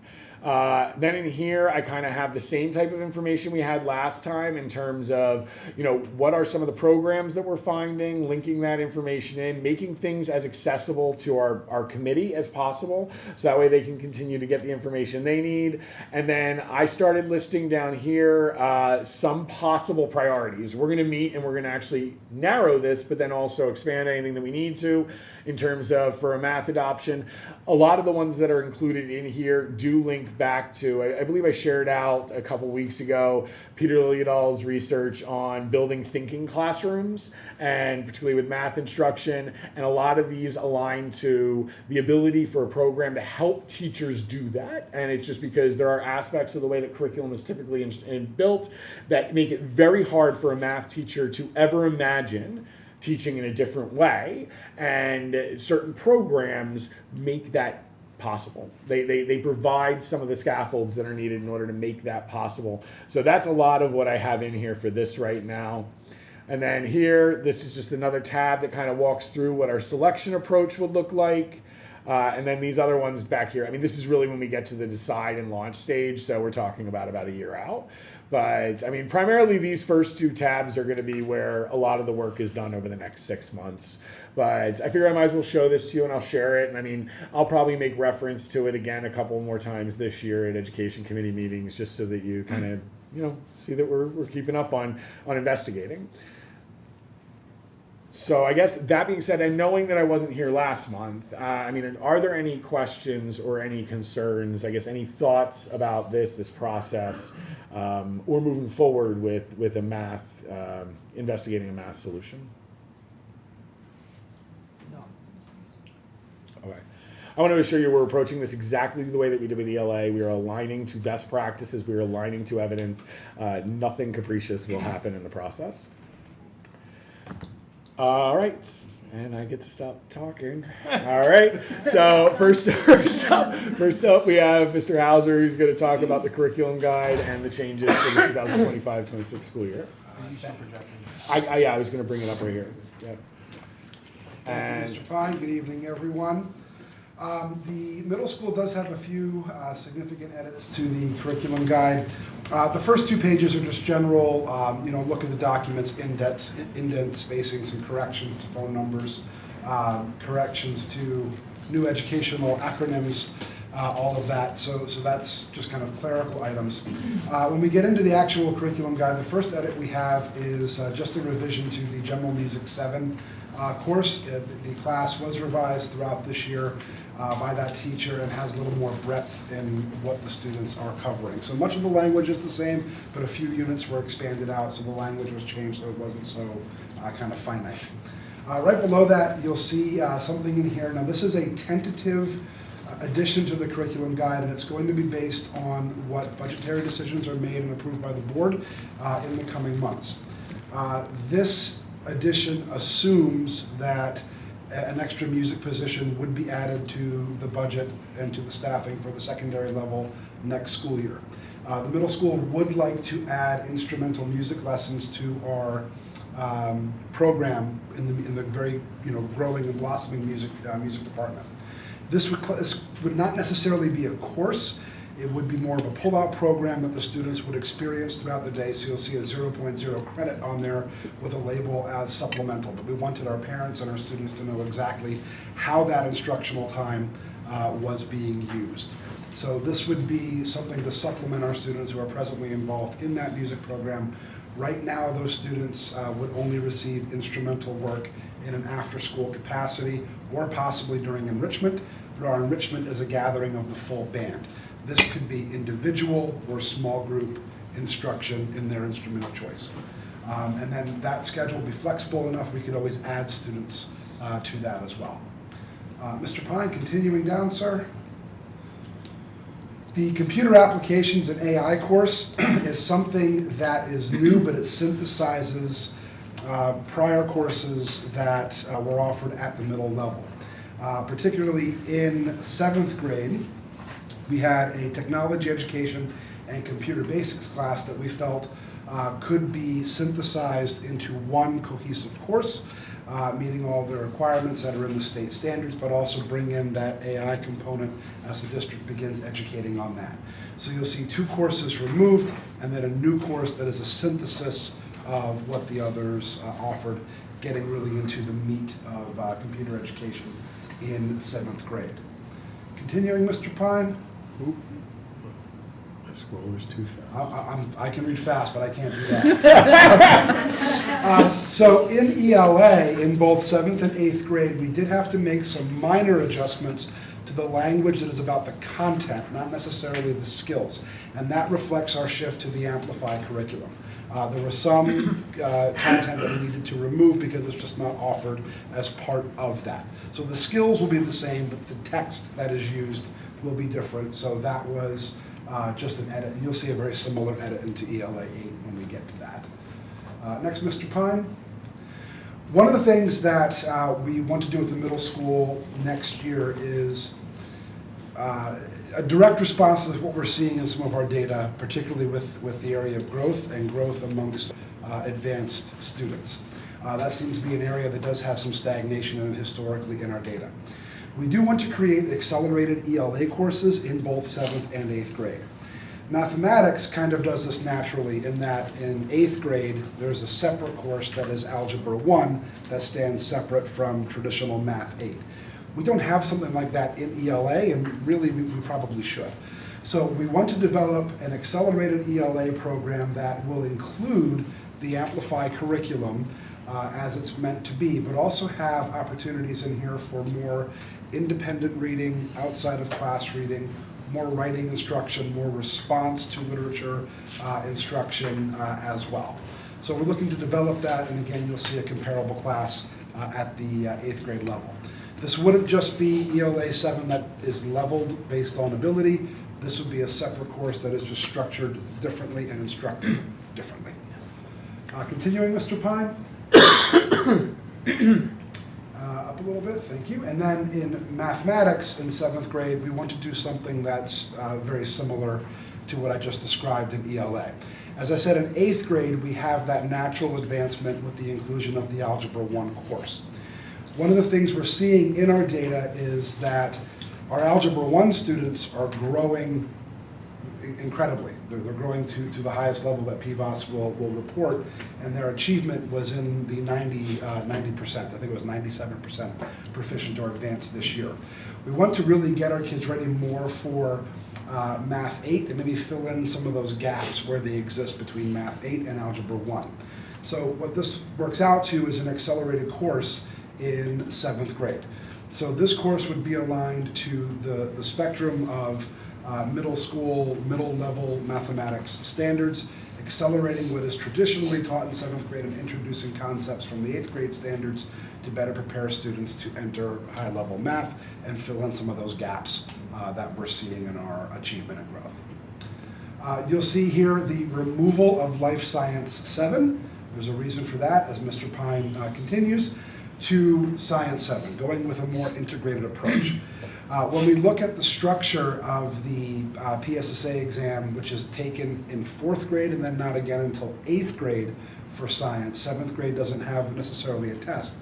But the PSSA in 8th grade is supposed to be an assessment of all different types of sciences that have been encountered 5th, 6th, 7th, and 8th. Presently in 8th grade we offer Earth and Space. That is only 17% of the actual 8th grade PSSA science. So that puts a lot of area for recap and kind of holes in the curriculum. So we want to expose students to more sciences in kind of what we would call a survey course, getting things more integrated, a little bit of all sciences so that it better aligns to how we're actually assessing the students. This also fits very well and prepares the middle school for possibly the 6th grade edition, in that most science programs are designed to be a 6 through 8 continuum, not just standalone courses in 7th and 8th. So we're kind of laying the groundwork for that integrated model. Okay, Mr. Pine, moving on. In the goal team period that we added, this year we experimented with leveling up our mentoring component to that. So we added that to the course description, as that is something students will encounter on a daily basis. Teachers and students are doing wonderfully with that component of the course. Support 7 has actually always been there, it's just never been in the curriculum guide. What Support 7 is, this is for students who have an IEP that indicates they need a particular type of support. Usually this is for students in need of emotional support. They would take this course in lieu of a special subject because it is something that is of particular need. So it's always been there, it's just never been in writing in the curriculum guide, so we wanted to correct that oversight. 8th grade, general music. This is a very similar revision to what you saw in 7th grade, just again, different content and a little more breadth from what we saw in the class in prior years. Continuing, Mr. Pine. And here you'll see, again, a repeat of the synthesis in the computer and technology department, taking the two classes that were there, the technology education and then the information tech and internet safety, merging them into a single class and adding in the AI component. This is the counterpart to what I explained for the accelerated ELA in 7th grade. It is exactly the same thought process in 8th grade. Again, this course reflects the Amplify curriculum with a little more independent learning and different pacing and instruction. The Science 8, again, similar process to what we saw in 7th grade, more of an integrated approach to science, not just going in on Earth and space. Goal Team, I think it's actually a cut and paste from the 7th grade and adding that mentoring component because they experience it. Ditto for Support 8, as we saw in 7th grade. And Mr. Pine, I believe that is all of the changes that we had for the middle school curriculum. It's all I have on the cheat sheet. So Are there any questions? I want to say this is the first time I've seen something like this that I can remember, and this is awesome. It helps explain a lot of what you're actually teaching the kids. I think it's great. You did it. Thank you. Yeah, I really like it. Thank you. All right, Dr. Bali, I'll turn it over to you. I always have to follow Mr. Hauser. Hi, everybody. Great to see you as always. Okay, so now we're going to shift to the Northern Lehigh High School Program of Studies. We don't have real significant changes, but we did want to highlight a few things for you. And he's going to really make it big for me because I can't see. And my Coke bottle's on. No. All right, so I think we're starting on page 8 there. We added procedure and policy for students and families that request additional credits for things like driver's ed and EF tours. So what you can see there is we tried to outline students may earn educational credits that don't fall typically within this school day or a typical semester structure. Things like driver's ed, the new thing we're experiencing with EF tours, students and their families, they just have to follow that process to get prior approval, but certainly want to work with students to be able to count those very, very rich experiences that they have an opportunity to participate in. So again, those courses will be credit bearing, of course, but they will not be factored into their GPA or into their overall class rank. The next one is on page 10, I believe. This talks about added the procedure and policy for summer classes that are non-credit recovery. So these are for kids that really want to enrich over the summer, accelerate, take things that they might not be able to take, at Northern Lehigh. Again, those are just opportunities for kids that we're trying to provide for them. Those grades, again, will be added to the student transcripts, but again, will not be included in the GPA or class rank. All right, moving on to page 11. I think we talked about this a little bit earlier. The Future Educators Program provides high school seniors with an opportunity to explore a career in education. This is the one that we partner with L-Tri-C and LCTI for that. So that was just an addition there. We also, on that same page, I believe, added Cedar Crest College. We are a partner with them for dual enrollment classes as well. All right, next one is on page 14. That one was a statement added in regards to history classes for students who take that new course this year. Algebra 1 Plus course is really one of our only year-long courses that we offer. We have about 35 to 40 students that take that class. So students taking Algebra 1 Plus will not have a history course that year, but they'll double up the next year with American Studies 2 and civics. All right, the next one is on page 15 there. Geometry is now included as the 10th grade math that is offered. Algebra 1B, as we talked about, 1A and 1B, they were removed. Civics will be given to all students who take that year-long Algebra 1 Plus class in 9th grade. Okay. We're jumping all the way to 42 there, Mr. Pine? Close your eyes. It's season. Oh no, we got a ways to go. We must have done really good there in the middle there. All right, so pages 42, I think we're on the math there on 42, or 43 maybe. There we are. Okay. Yep, right there. So we removed Algebra 1B, we just talked about that. We removed pre-calculus and Algebra 2 trig. Moved pre-calculus is now coupled with trig, and then we adjusted those prerequisites to accommodate all of those changes there. So you can see those highlighted there, Algebra 2, academic trig, coupled with pre-calc. All right. And then the last one, we just added the appendix there, which adds the L-Tri-C dual enrollments guidelines, and that goes into, the appendix goes into specific detail. Oh, I'm sorry, I missed the music point. That's a really fun one too. All right, so we made the name change, sorry, page 47, 48, name change for choir. That's not a big deal there, but our music appreciation course has been added, and that is on page 49. So I love that course description. So we're, as Mr. Hauser said, we're pretty excited. We love having our band director, Michaela Vangelo. She's doing fabulous. You know, and if we have the opportunity to just expand the music courses at the high school, we're really excited about that. Okay, so that's what that course is all about. So that's all we have for the high school. Any questions?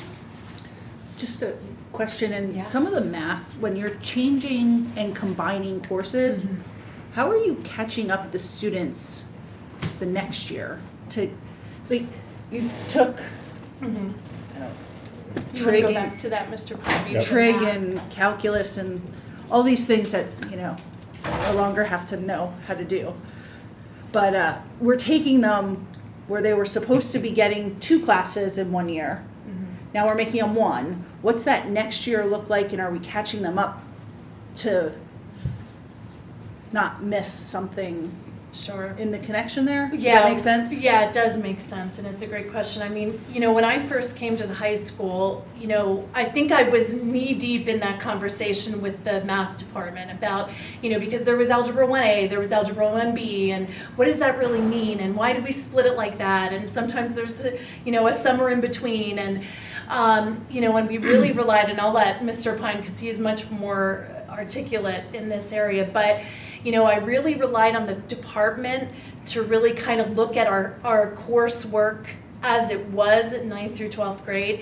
And it was exactly those questions, like where are the gaps? How is our course sequence right now, you know, hitting all of those, and are we covering everything? And when we looked at neighboring districts and how they, you know, their course sequence, we really tried to research that and based on what, you know, our math teachers thought, you know, the course sequence should be. And I think the discussion as far as putting or coupling those, I mean, do you want to speak to that a little bit, Mr. Pine? Sure.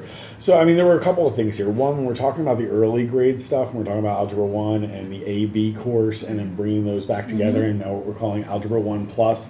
Part of that was because we had pre-algebra, Algebra 1A, and Algebra 1B. Some students were taking 1.5 years of algebra before they were taking that Keystone exam, which was not working. It was just not successful. And we were, I don't want to say wasting a lot of kids' time, but we were really not, that was not a good use of a student's time. So that's one reason. And so we wanted to bring those together and then also avoid all those breaks. Because now you're not only having like holiday break, you're having the summer break, like there's all of these breaks, and the teachers were really then having to reteach so much because of lost time over the course of that, well, it was really 1.5 years. So compacting that into 1 year course, where they're with a single teacher the entire time, capitalizing on relationships, capitalizing on continuity of education. We just really felt like that was worth doing, that was worth trying. And so right now we think it's going well, and we'll hopefully continue to have the data to warrant that. As far as the later classes go, nobody will be missing anything in the way that that cascade falls into place. So it was Algebra 1, Trig. And then now it's Trig pre-calc. So again, like if anything, there's an opportunity for some review in there as that sort of cascades along, but they would continue to get everything through to calculus. And I'm not the math person, but Dr. Stoker, I mean. So following Algebra 1, you can either go to Algebra 2 and then Geometry, Trig, or you can go Algebra 1 and then Algebra 2 and then Geometry. It depends. You just teach the missing skills in that course, depending on what order you want to do it in. So we had conversations with the math department about what that may look like, and one of the focus areas for this year is really working on the Algebra 2 curriculum, and then also who's going to retest for Algebra 1. So that's been a majority of the focus for this year. But they did a lot of work on getting that sequence in line and then addressing where the gaps may be and then where they would fall into what was going to be taught. Thank you. Mr. Crispin, did you agree? Yeah, I mean, I guess it's loosely really, I don't think you really touched on it. In history classes in the high school, teaching current events, I know there's some news channels that are shown in these classes. Does it always have to be CNN? Is there a way to get different news outlets in there other than the same outlet? I'm just asking because I know I'm trying to line there. Certain outlets go certain directions. Is there a way to maybe possibly mix that up to get different views? I just feel like if you're constantly showing news from one source,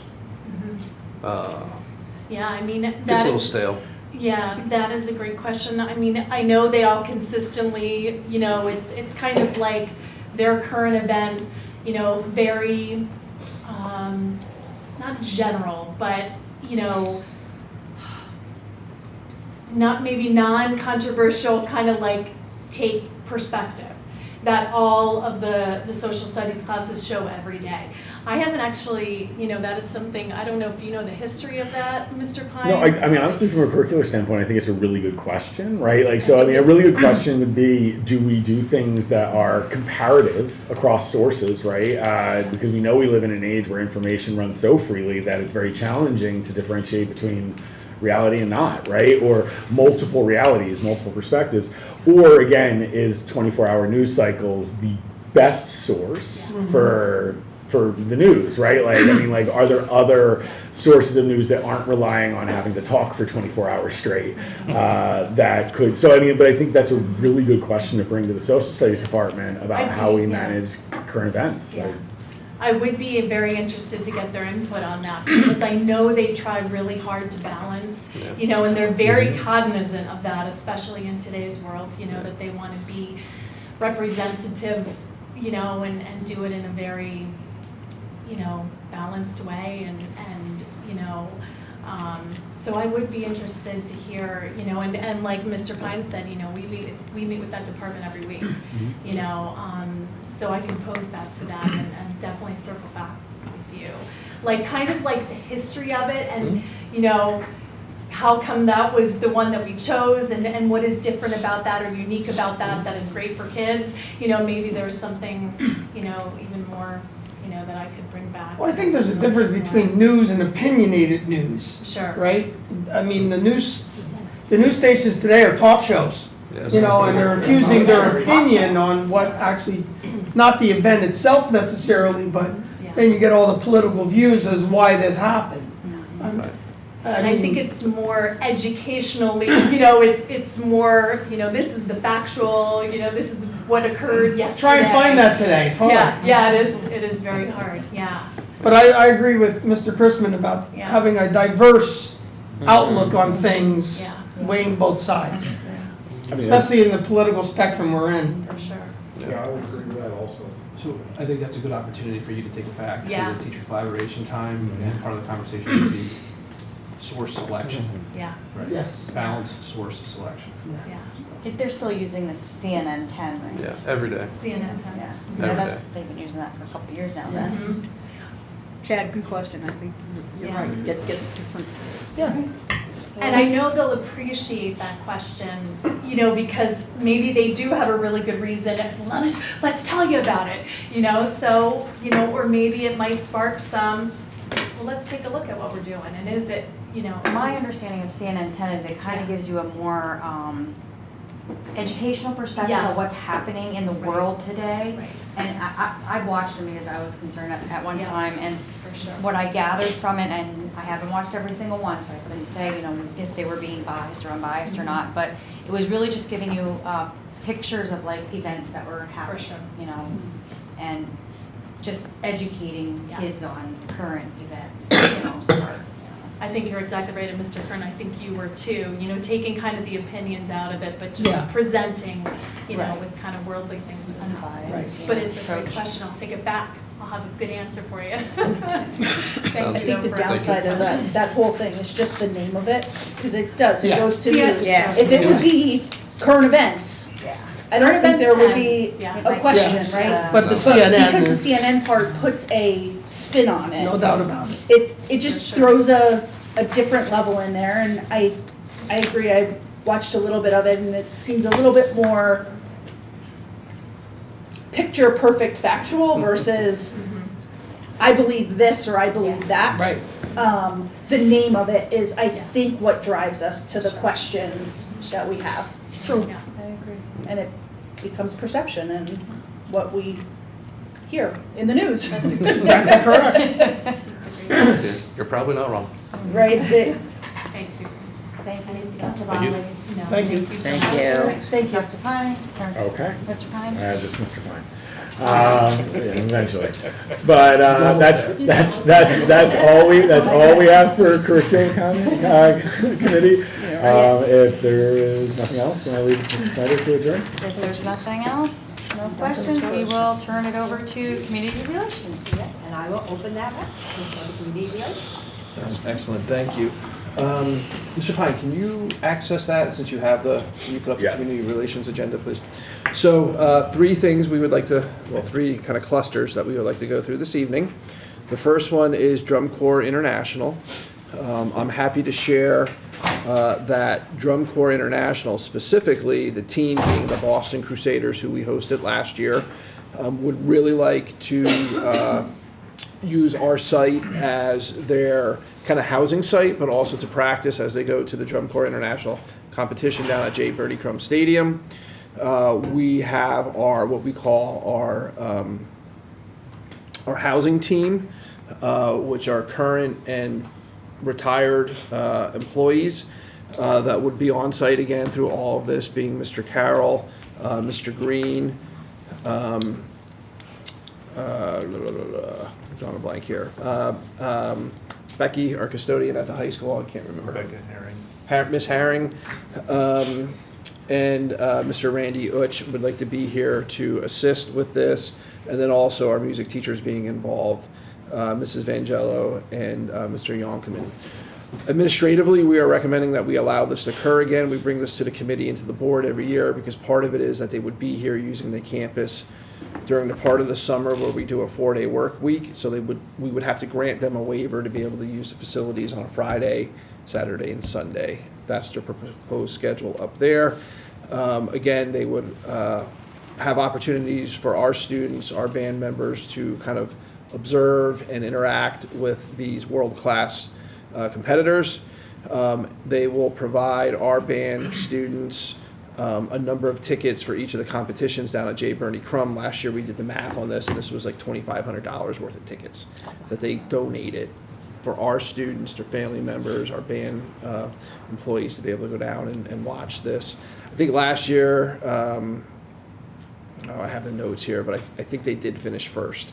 So we have like literal world champions here practicing on our campus, and they would have to agree to us opening the stadium for community members to watch them come in and practice at no charge. So we're recommending this again. We're hopeful that the committee supports it, and then we would put it on the agenda. good, thank you. Do we have a lot of band members that show up and take advantage of that? Well, they're actually at times practicing simultaneously, so it's a natural integration of them. And then we know that we certainly have, I think just about all of them go down and get to at least one competition down at J. Bernie Crum. And I didn't realize how expensive the tickets were, or if you and I were just to walk up and get them at the gate there. So I just think it's a really great relationship, and I hope that we can continue it. There's some logistics that we have to work through this year if we're doing the high school flooring project, because they typically stay at the high school, but we're already working through all those logistics as well. So, okay, thank you for your support on that. Our music department will be very happy to hear that as well. The next one is just kind of keeping this in front of you, our College Career and Military Readiness Fair. Mr. Williams has, stepped right into that planning process along with the guidance of Dr. Bali. We're looking at Wednesday, April 16th. It would be for grades 7 through 12 that actually go in and participate in the fair. And they have their little passports that they take with them, and they have to talk to so many different vendors. As well as opening it up to, this year, again, Slatington Elementary School, for those students to go down and see some of the outside activities and what we now call hard assets that they bring. Mike Stroll used to love that, hard assets, but they can go down and interact with some of the first responder groups and their equipment.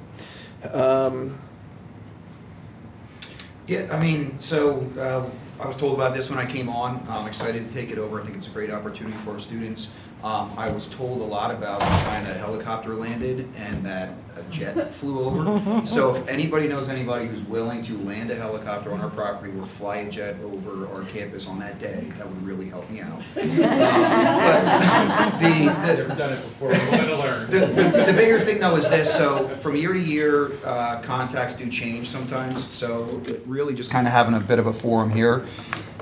I think it's really important to ensure that we also get representation from our local community. So if there are any businesses or organizations that haven't gotten an email from me yet, if you hear that, if anybody hears that, please send them my way. I want to make sure that we get a representation for our students of what's available to them here in our local community as well. If there's a business, if there's an organization, and it's not just necessarily about this could be a career, but what could be an opportunity for them to get involved in at the community level when they get out of here and they become adults and become part of our community as adults and be productive citizens. That's our goal. I sent out an email to all the contacts that I had from last year back in January. Got a lot of responses back. I'm following up with all of those. My goal is to have everything kind of solidified by March, to have all of our vendors set up, to have everything confirmed by then. Based on what I hear back, there's also some other vendors that I'm looking at reaching out to as well that weren't part of it, but I want to try to give everybody an opportunity to be here last year, that same opportunity this year. So it's colleges, we're hoping to have representation from all branches of the military, and it's local organizations and businesses, and then also from outside of our local community that can just show our students. What I've been telling the students is this, so that you can hear what opportunities they have to present to you and they have to offer to you, and so that they can hear what our students have to offer them. Because I think, that's a really big part of this. These are our students, and here's what they have to give to those communities, to those organizations and those businesses. So that's the goal. If anybody hears of anyone who wants to be involved, and they haven't heard from me yet, please send them my way. I want to make sure that we get that representation here for our students. I don't have any jets or helicopters to fly, unfortunately. Okay. Not legally, anyway. But I just want to wish you well. Mr. Stroll, that was his baby. You got some big shoes to fill. No pressure. Yeah, no, thank you. I've heard, and really, I want to make sure that I continue to have it be what it was, and be that opportunity for our students, and see kind of where it can go as well. So I know that background, and I'm going to do my best to make sure that it's the same type of event that we've offered in years past. I will just quickly say that it is well known now. Last month, we received an email from the Executive Vice President of the Carbon County Chamber of Commerce saying that they would like to follow up with Mr. Williams, and because they want to try to replicate it up in Carbon County. Not just at a school setting, but through the Chamber of Commerce up there. So it's well known, and I Mr. Williams, we won't let you fail, but we fully expect that you're going to take it to the next level. Yeah. Sounds good. So, Okay, okay, next, this kind of ties back to the conversation we were having about the common campus earlier. Last time we were all together, we talked about putting a series of surveys together to send out to different stakeholder groups. Mr. Pine, if you can click on the parent one, thank you. So we've been working on this for the past couple weeks, and you'll see here that we have one for parents and guardians, one for employees, and then one for community members that don't have children in the schools, but have a vested interest because they're a property owner, or they live in a community but maybe not own the property, but they live in a community. So this is the parent one. You'll see it's a series of just kind of like, tell us a little bit about your demographics, what grades are your children in, how many children do you have in a school district. And then we kind of get into more kind of specific questions about the project. Some of them are yes, no, some of them are open-ended, some of them are Likert scales, where they actually kind of have to rate it. So Mr. Pine, if you can just kind of go back up maybe to number 4. So, do you believe that a common campus could offer your child an improved educational experience? It's kind of yes or no. I'm sorry, I should have led with, at the top of each survey, it's going to have information about what a common campus is. It's going to have links to the public presentations that were already held. So they have that as a framework to answer the questions from. That'll be the first thing that they see, and then it'll go into the survey. All right, so then, Mr. Pine, if you can just kind of scroll through there. Improve access to specialized programs, STEAM labs, advanced courses, that type of stuff. Importance of key issues. How important are the following issues to you? If you could just kind of rate each one of these on a scale of 1 to 5. Potential benefits.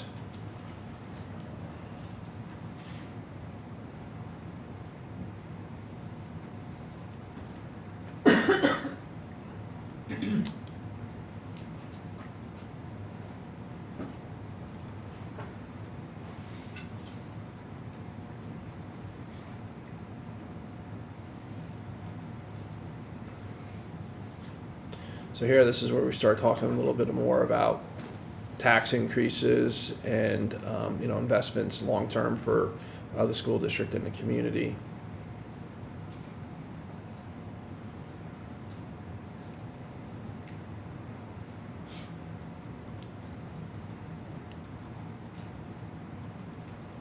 Sorry, I'm terrible at anticipating people's scroll rates, so just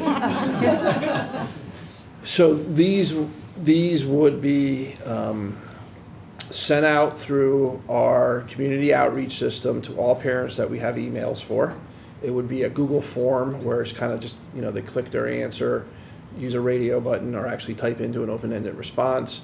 That then takes all that information, puts it back into a spreadsheet, and then from there, it'll build out kind of like the graphs of, yes to no ratios, how many people scored something a 1 or a 5, and we'll have the full text of any answers that they have to type in. So it does a lot of the work for us, but then a lot of it is putting it into a presentation that we can share back out with the community. Mr. Chrisman. Just real, some of the questions just might give you some false negatives. Like just read them, just kind of read them as like, I'm a parent. Like the one question is, will this improve your child's education? That, my kid's a junior, so he's probably not going to see this. So the answer is probably going to be no. Right. Well, so that's a really good point. So for questions like that, we could be, or, a third answer of this will not impact my child. We would put in like a potentially proposed timeline of the project, and they could say, well, my son or daughter is going to age out by then. Right.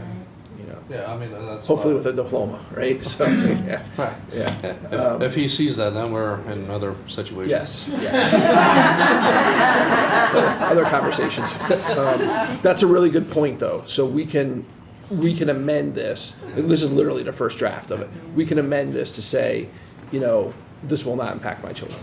Yeah, if he sees that Mr. Pines got some work to do in the curriculum. Well said. So we also could disaggregate the data. I mean, so if they're going to end up ultimately identifying the age of their children, we'd be able to pull out only those who would be on that timeline. But that's a good point. We do have one then for employees. Just give me a second. Sure thing. I wish I had my doubles.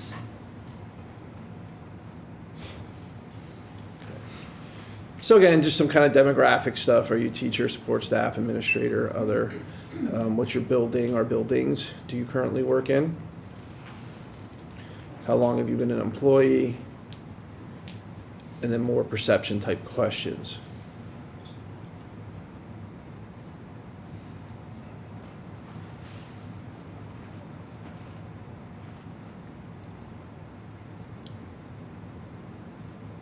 We got some grammar to fix in there as well. But again, first draft.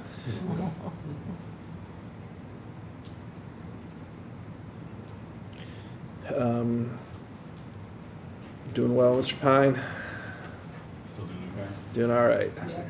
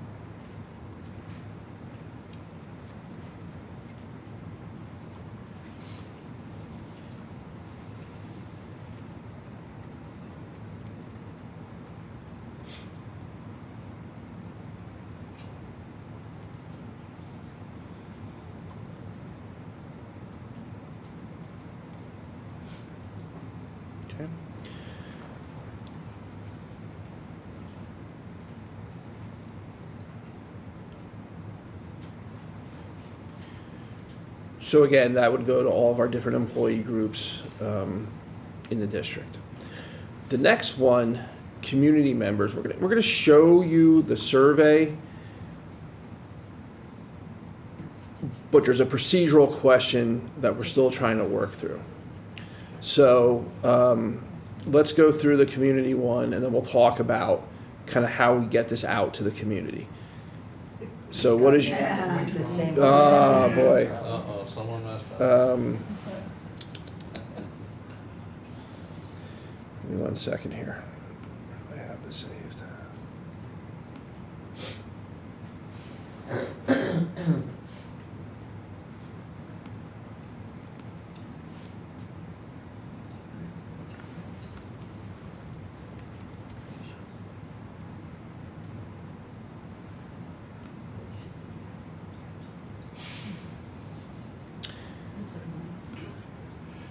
Okay, Mr. Pine, can I have the projector, please? Sorry about this, everyone. This one should only take us about an hour and a half to go through. So. Can you stretch the two? Yeah, sure.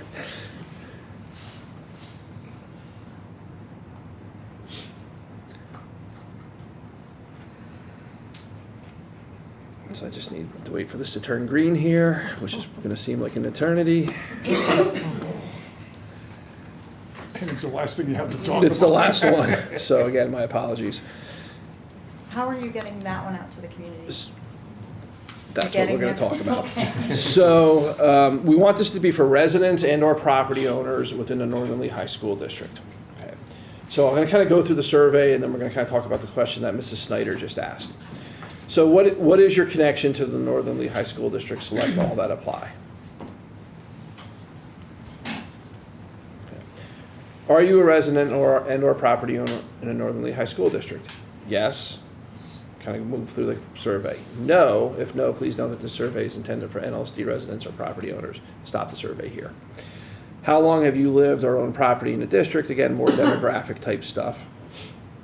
Have you interacted with NLSD schools in any of the following ways? Attending events, partnered with the district, volunteered, other, please specify, or I have not interacted. Do you believe a common campus model would positively impact the local community? Again, it would have all the information about the common campus model and the public presentations that already occurred.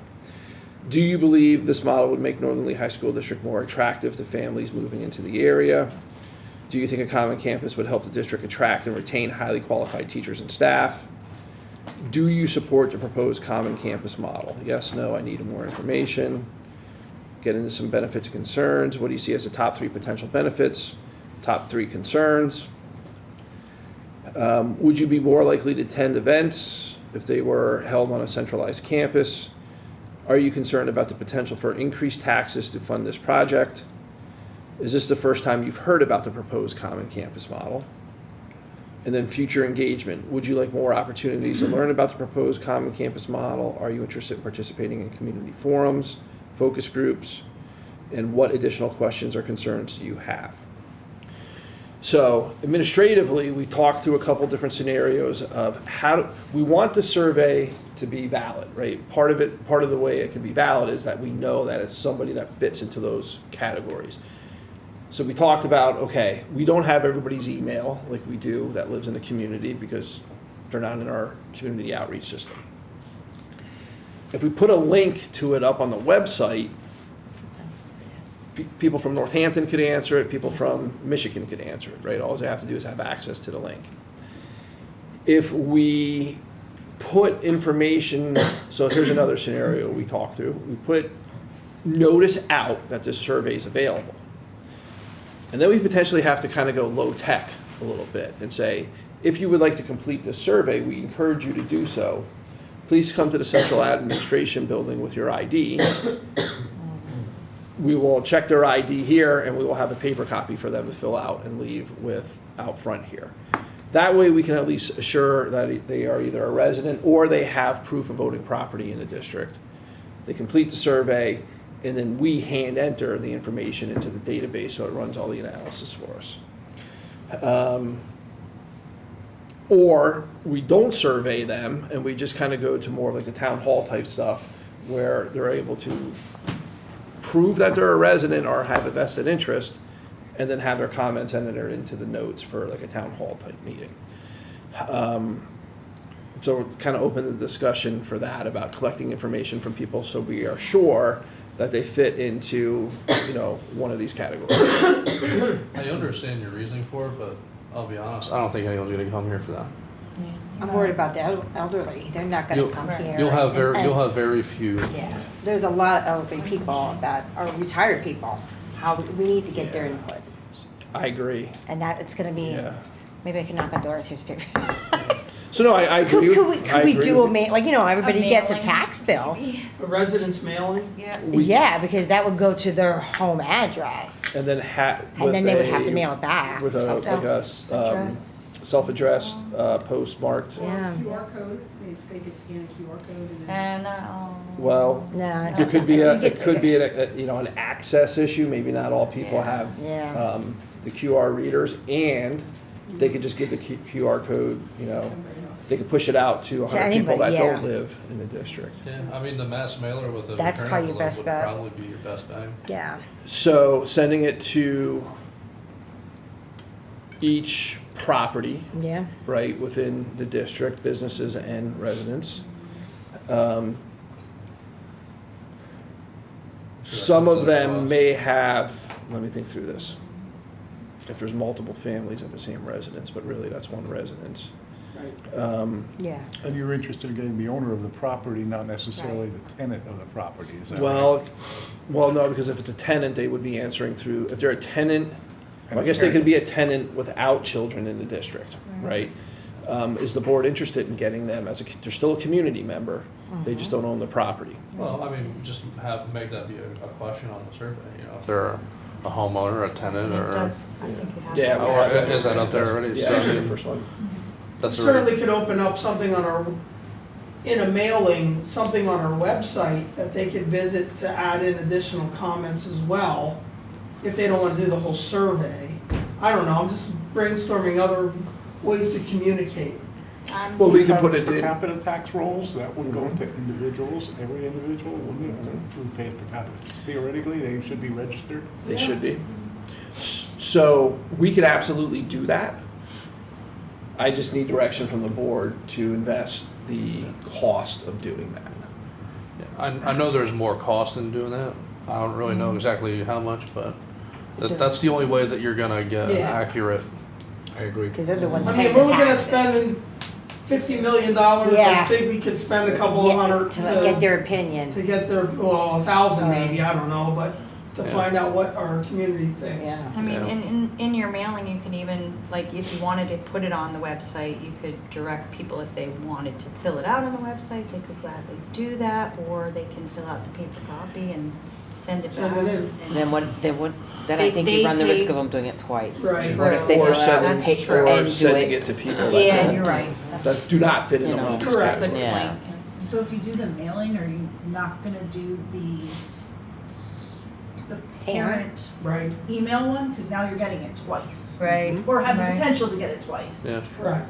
I'm gonna get it as a Yeah. parent, and I'm gonna get it in my mailbox. There may be a way at that home. we can kind of cross-reference databases to extract homes that have children in the district, right? Because then they would get it to the parent. I have to work through this, I don't know. Right. And we're just sending it to properties in the district where we Yeah. don't have a child that resides. Okay, Yeah, just if food there's for not a- thought. I have both. I'm the property owner, but my son and his family live with me, and they are parents of children in the district. So they would get the email, and you would get the mailbox. Okay. Yeah. All right. Listen, I think. I'm just saying, So when you the were saying goal- cross-referencing, if you're going by address, my address Right. will kick out because it's their address as Right. well. But what I would do is start with all the families that have children in the district, because we'll have their emails.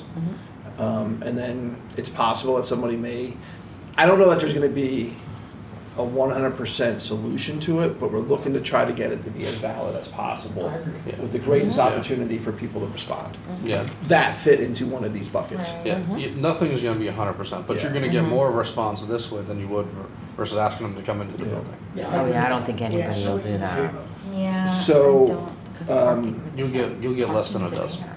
Would- And then walking down that hill. Would you, so the direction that I'm looking for is, do you want me to move forward with this, or do you want me to try to figure out what the cost is and then come back to all of you? Listen, I mean, whatever the cost is, I mean, like Mr. Kern said, we're looking to spend a lot of money, Yeah. I think.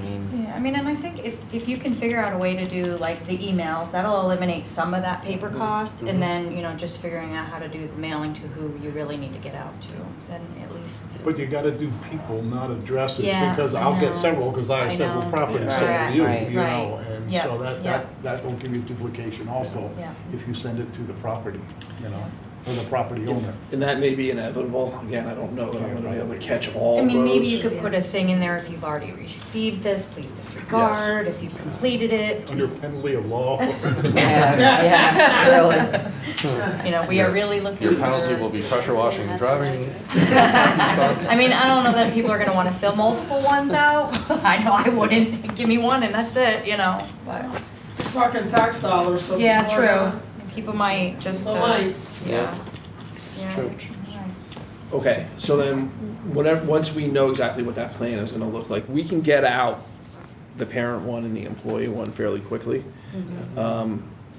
Once I have a better idea of what we're gonna do for the other community members, I'll share that with all of you, give you a day or two to think about it. If I don't get any pushback, we'll move forward with that plan. Okay. So you're gonna send out two separate times? Well, Or are you I- gonna send the ones out to the email first before you send the stuff out to the? I would send to parents and employees. Right away. I mean, I can almost do that probably before this week's over. I'm afraid because what might happen is, well, somebody might say, I got the email, I got a survey, did you? No, no, no, and it's just gonna go like wildfire. Well, I didn't get a survey, well, I didn't get a survey, do you know what I'm saying? And then Because that's Northern gonna, Lehigh and then you're gonna no. say, there he goes again, Northern Lehigh, Yeah. parents only get a survey and I pay taxes and I didn't get one. I'm just saying. really- Do you know what I mean? So Yeah. you might wanna hold off on It that. may be better to try Yeah, to do it as do it all at separate, once. you know, simultaneously as we can. If not, I know people are gonna complain. We should still be able to get responses back by February 24th. For the next time you want to bring it, you know, have the conversation. Yeah. All right, well then we'll start working on all that, and I'll try to get back to you very quickly what the plan is for the community members. I love the, All right. can't wait to read the feedback. Yep, absolutely. And that's all I have this evening, Mrs. Williams. All right, then we will close the committee relations. Thank Have a good night.